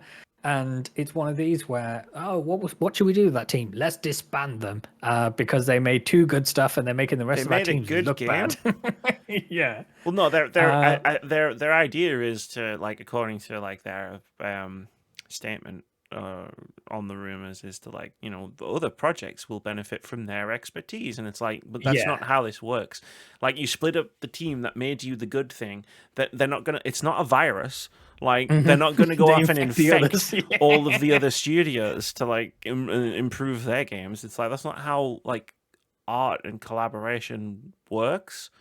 Yeah, and you look at the team that put this together, and they brought essentially what was a dead franchise back in terms of Prince of Persia in this new Metroidvania-esque way. Okay. And yes, we've got the the team which isn't part of Ubisoft, but Ubisoft publishing it, making the Rogue Prince of Persia title, and we've got this Prince of Persia Dead Cells DLC. Dead Cells, that's it.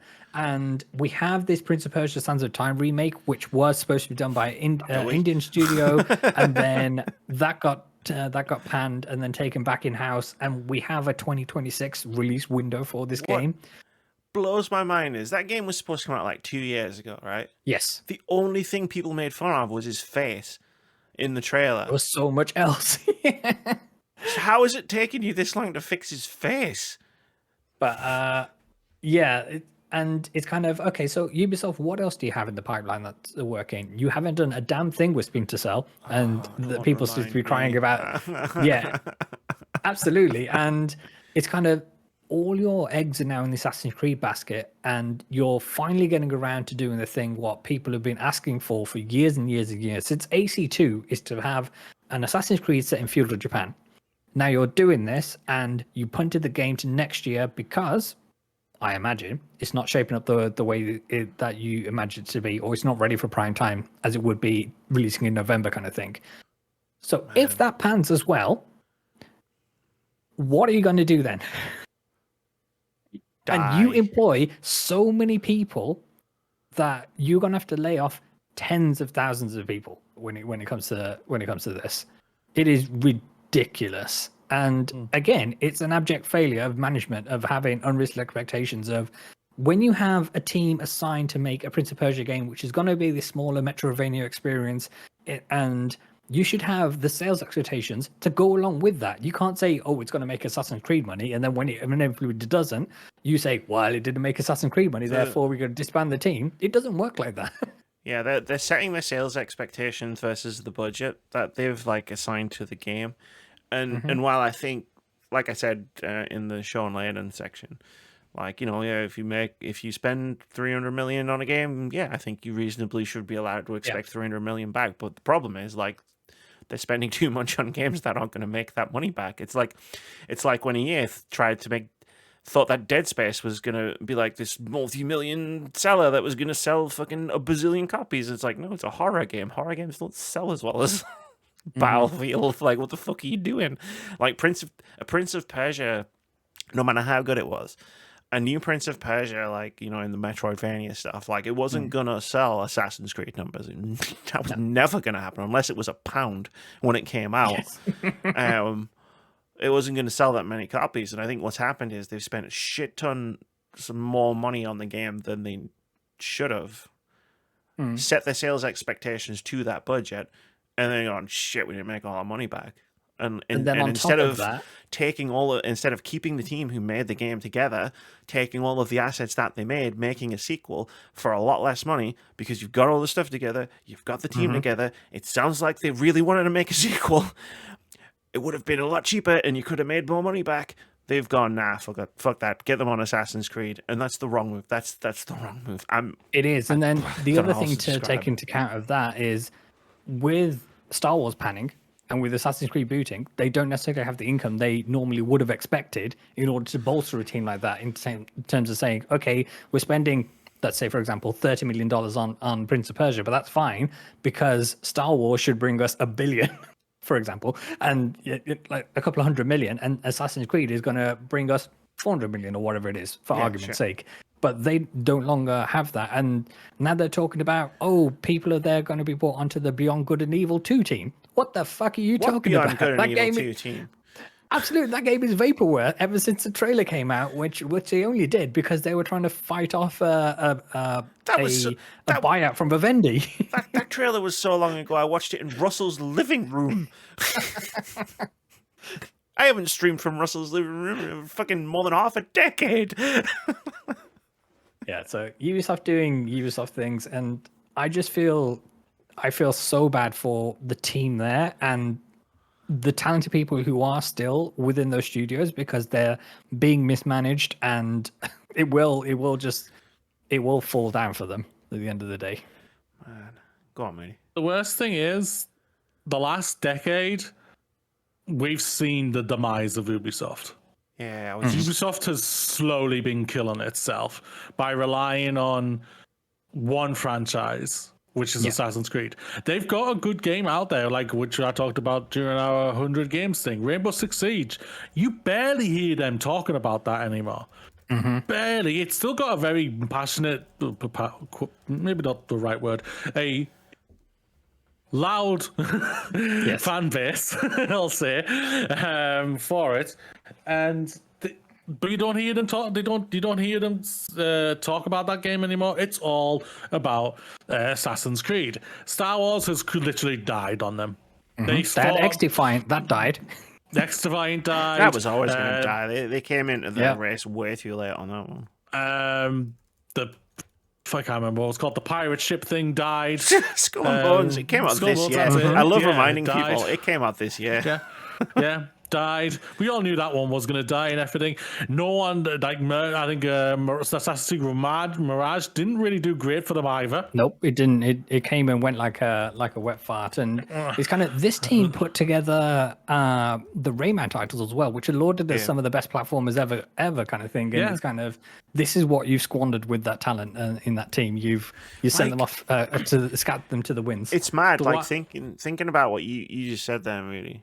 Like, you know, like we've watched the demise of Ubisoft over the last decade. It's like, man, remember like 2016, 2017? It's like Ubisoft was a company I was like, I don't know, as excited about as I could be for a AAA company. Or it's like we just had Watch Dogs 2. Like that was fun. That was a fantastic game. Didn't sell well either, by the way. Yeah, no, nothing they fucking make sells well. But like, yeah, it's like we just had Watch Dogs 2. That didn't. That was great. You know, like we just had Assassin's Creed Syndicate, which was a really good game, but they were taking a break. Finally, the break that we were all asking for. Like Beyond Good and Evil 2 was back. Splinter Cell must be just around the corner because Blacklist was a few years ago, and it was phenomenal. Like a massive return to form for the series. And like just to think, like if I could just go back and talk to Amy in 2017 about what you were gonna get out of Ubisoft for the next like 7 years. Like, I don't think she would believe me. Yep. And not just because I hadn't transitioned by then. Yeah. But that's the thing about it, though. Like, but then it came, like, Origins, massive success for them. Odyssey, massive success for them. Yeah. I know Valhalla was nothing but a massive success for them, but it was not very well received compared to what those Origins and Odyssey was like. Odyssey. Like, Odyssey was its peak. I loved Odyssey. Yeah. Odyssey. Well, I personally loved Odyssey as well. Even I liked Odyssey. Yeah. Everyone on Team Cassandra. I got to climb on a statue with a giant dick. What's not a lie? Yeah. And then she said, "I don't think I should be up here." But no, it's they've slowly killed themselves. And did you throw in the controversies of the abuse and everything like that for them, which they've just. Yeah, just kept trotting on, saying nothing to see here. We're just going to move these people to higher, better paid positions to run other companies instead, and not sack anybody. That goes along with it. Lose the talent that goes along with that because it's like, well, I'm not going to work at the studio with this dickhead. And then it's like, I mean, we've seen this writing on the wall for so long. Like it was, I'm sure it was a podcast with Keith and even when Russ was still here, where it's like we were talking about Ubisoft Strike Team, where it was like they're trying to figure out like how they can make different types of experiences within like Far Cry and Assassin's Creed because. It was part of the all of the allegations that came out. One of the things that came out was like, well, it's all one guy coming up with the ideas. This is why all these games are so similar. Amy, let me put you on the game. That was like be Avatar, 4 years it's ago. Going to be Far Cry. Stop making Far Cry. But this time it's blue.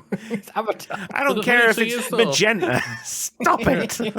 The funny thing is, Avatar apparently didn't really sell that well. But it was a good game. But at the same time... It was released in December to die. I've heard so many people say it was a good game. But it's also under the Disney banner. They would have had to pay the extraordinary things like what they've just paid for Star Wars and the licensing for Star Wars. So it's just like, you're going for this massive IP. There's no doubt about Star Wars is a massive IP. Avatar is a massive IP and everything. But it's just like, if you're going to go for those IPs, you're setting yourselves up for fucking. You really can't miss. And sadly, I played 3 to 4 hours of Outlaws. It was a massive miss. I know people out there have come out and said they really enjoyed it. Congratulations, I'm really happy for you. The game was boring and bland and lifeless, and that is a Ubisoft game these days. And it's nothing but one fucking note. Which is Skull and Bones. I've heard Ubisoft described as the McDonald's of video games in terms of they just produce the same item, which is their one burger that they do, and they just do it in slightly different variations. But every now and again, they make the cream egg McFlurry, and you go, "Damn, this is good." Yes, but then that was Prince of Persia. But then they take that off the menu. Yeah. And you're back to the same slop, and it's like, Prince of Persia: The Lost Crown was a fantastic game. It was a cream egg McFlurry. It was a great game. I loved it when I played it, and it deserves all the love that it had. But it went out and fucking died because literally a week after that game came out, what came out, Amy? Like a Dragon. I was going to say, was it Yakuza? Yeah, it's Yakuza. It was sent out to die even then. Dear listener, if you don't have a cream McFlurry in your part of the world, think of it as a McRib. If you're American. Yeah. Or like when KFC does that one bucket with all their hot wings and gravy, but they only do it at Christmas. And then the rest of the year, you just want the bucket with the hot wings and the gravy. I'm hungry. Is anyone else hungry? No. And then you've got bloody idiots online crying that they potentially could be bought by Tencent. I'm thinking, they've done this to themselves. Absolutely. That they've lowered their market share so badly that Tencent are just like, and what are Tencent going to do? What are Tencent going to do? Ask all the questions of why are you spending this much money to make these games which don't work, which don't review well? Absolutely.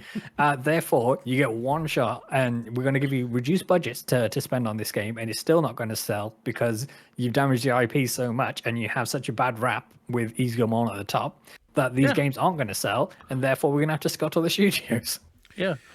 Like, I don't think the next Assassin's Creed, the big one, the one that's coming out next year now, I don't think I think it'll sell well because it's Assassin's Creed. It's an open world Assassin's Creed. That's the only difference. I think no one wanted the Mirage one, personally. Oh, no, nobody wanted Mirage. I think it's going to miss sales expectations. That was originally supposed to be a DLC for Valhalla, but then it got spun off into its own experience. Yeah. But I think Shadows is going to miss. If they believed... Sorry, I was going to say not necessarily in quality. I think it's going to. I think we're going to hear the story that it missed its sales expectations at some point. 100%. Because the whole company is resting on that game to succeed, because everything else failed around it. Yeah, it's a fulcrum now. That's really bad. Yeah, that's really, really bloody bad. And if it does miss, and I hope it doesn't. I won't lie. I'll say this just right now. I really hope it doesn't, because if it does, Ubisoft is fucked. They're fucked, because whatever they show next year, which is probably going to be the next Far Cry game, which nobody wants, especially if it shows to be the same fucking thing that the last one was, and the one before that, and the one before that, and what Avatar was, that no one's going to give a fuck. And I know Giancarlo Esposito is going to save you now. Far Cry 3 wasn't like the peak of the Far Cry series. It was a warning from the future. When Vitz sat us all down and said, "Do you know what the definition of insanity is?" Ubisoft. We all should have listened to the warning that was. Yeah, Ubisoft really fucking should have. They really, really did. And Ubisoft right now is dying.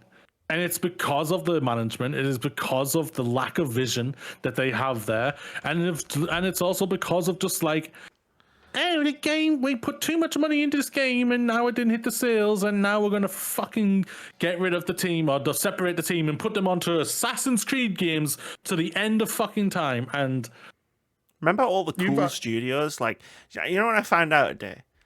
I was digging around learning about some like Wolfenstein as a franchise, and I found out that there was a Wolfenstein game released in 2009, published by Activision. You can't buy it on digital storefronts anymore because of like licenses and rights and stuff. Came out on Xbox 360, PS3, and I was like, oh, like I've never heard of this. This must be like not very well received or like something like that. I went on the page. It's got a Metacritic score higher than the Machine Games games. It was developed by Raven Software, like before they were turned into a studio that makes multiplayer maps for Call of Duty. And it's just like, man, Ubisoft are going down the same road where like they've got so much talent, and it's gonna be used to make Assassin's Creed and Far Cry. And it's like, and we're not gonna get these cool, like, remember Child of Light? Like, remember Valiant Hearts? Like, remember Mario and Rabbids? Like, Ubisoft made all of these games. Like, the first one did very well, but the second one apparently didn't do that great. And I'm just like, how? You had Mario in the title. Mario. How do you like? I can see how you might fumble Star Wars. How do you fumble Mario? Nintendo has never fumbled Mario. I don't think they did in the quality Mario stands, Golf and was I not think good. I think it was very well. I think it was overall well received. The sequel. I think it's just but there's always put it in a month of death. Yeah. And it just didn't make its sales. If Nintendo can release Mario Party 10 on the Wii U, one of the objectively worst video games in history, and still manage to sell well, how do you fumble a Mario game? It shouldn't be possible. But we need to move on. Does anybody else have any? October. Damn. It came out in October, Robbie, the last one. Why the fuck would you release that in October? Last bit from me. Yep. Come on, fuck you. Yeah, actually, that's a great. Yep. My name is Amy K. Alexander, and I approve this message. There you go. Get fucked. Right, let's do a very quick OpenCritic Head-To-Head. Yep. This is the game we play every week where we try to guess the OpenCritic average of upcoming games. Whoever gets closest to the score gets a point. If you manage to guess the score correctly, you get 2 points. Last week and the week before, whatever, we tried to guess some OpenCritic games. Here's what we guessed. That has scores. Romancing Saga 2, Revenge of the Seven. Moody, you guessed it would get an 80. Vitz, you guessed it would get a 76. Amy guessed it would get a 69. Nice. And at the time of recording, Romancing Saga 2 Revenge of the Seven has an OpenCritic average of 83, which means Moody gets the point. But it's not over.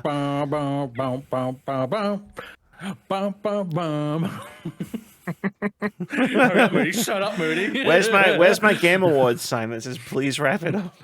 I need to get one. I need to get one of those things Vitz has got in the background. Just says, please wrap it up, and I just move my head, and it's just there. We also tried to guess the OpenCritic average of Sonic X Shadow Generations. Moody, you guessed it would get a 79. Vitz, you guessed it would get an 80. I guessed it would get a 72. At the time of recording, Sonic X Shadow Generations had an OpenCritic average of 79, which means Moody gets 2 points. GG's, Moody. And there's other ones, but we'll get reviews when we get reviews for them. I'm shocked that Call of Duty hasn't got a review thing yet. I'm not. That just tells me everything for the game. It's an online game. It's got online modes. You generally don't tend to see but they still would do reviews. They used to. I don't think they do that much anymore. They used to just pop reviews off when the like 10 people were playing on the servers, and then be like, "It's the best game ever. The online works spectacularly." And then it came out, and millions of people tried to play, and it blew up. Maybe the review embargo is set until like 4 hours after launch, so all the idiots who were going to buy it anyway. They were going to buy it. They could get 5 on OpenCritic, and everybody was still buying it. Like we've seen Call of Duty's go as low as like 60, and it's still the best-selling game of the year. And I don't like review embargo timings for the most part. Like they don't denote quality of games. But anyway, this week we've got one game on the docket. We'll talk more about it for the next 2 months, more than likely. But this week, we're going to guess the OpenCritic average of Dragon Age: The Veil God. It's finally time. The review embargo lifts on Monday. Here. I was really nervous when I saw you hadn't done Dragon Age, and I was like, what if the reviews drop early? But then the reviews are dropping next Monday, so I was like, that's fine. Yeah.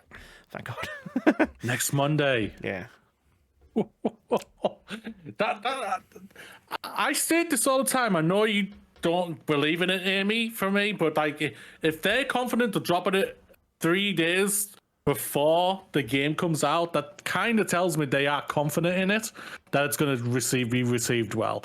I hope I'm right there. That's just marketing. I was there when this happened to Doom, and everyone was like, the review embargo I was there 3,000 years ago. It wasn't that long ago. The review embargo is dropping on launch day. That means the game's bad, and then like it was amazing and one of the best games of the year. Yeah, there's no doubt that it doesn't always have to be like that. I don't disagree that, but I hope that is a good sign.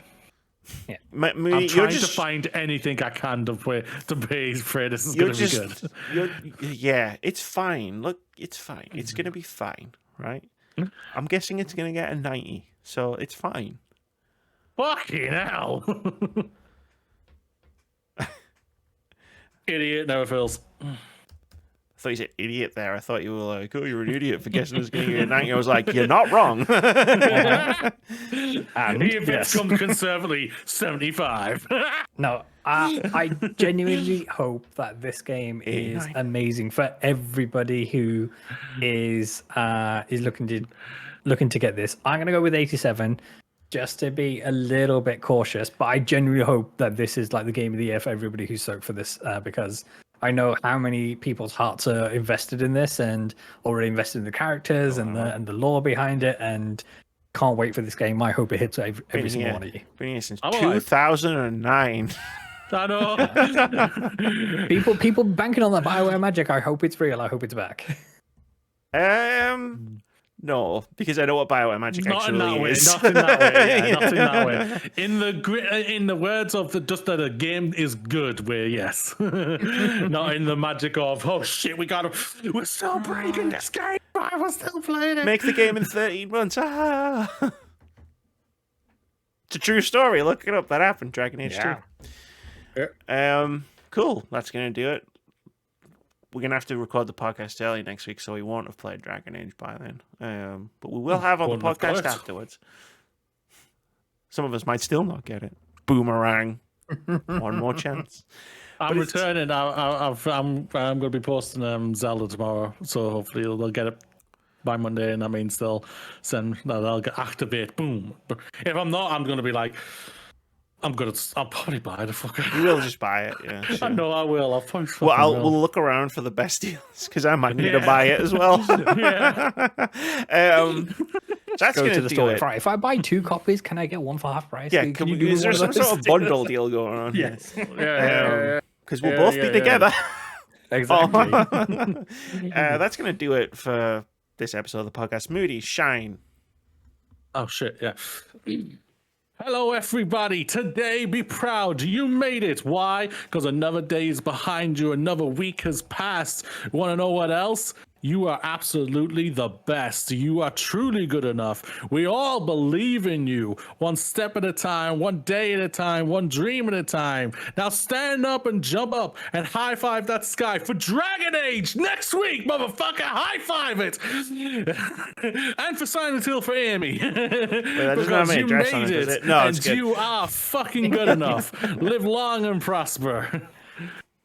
Fuck Ubisoft. I respect it.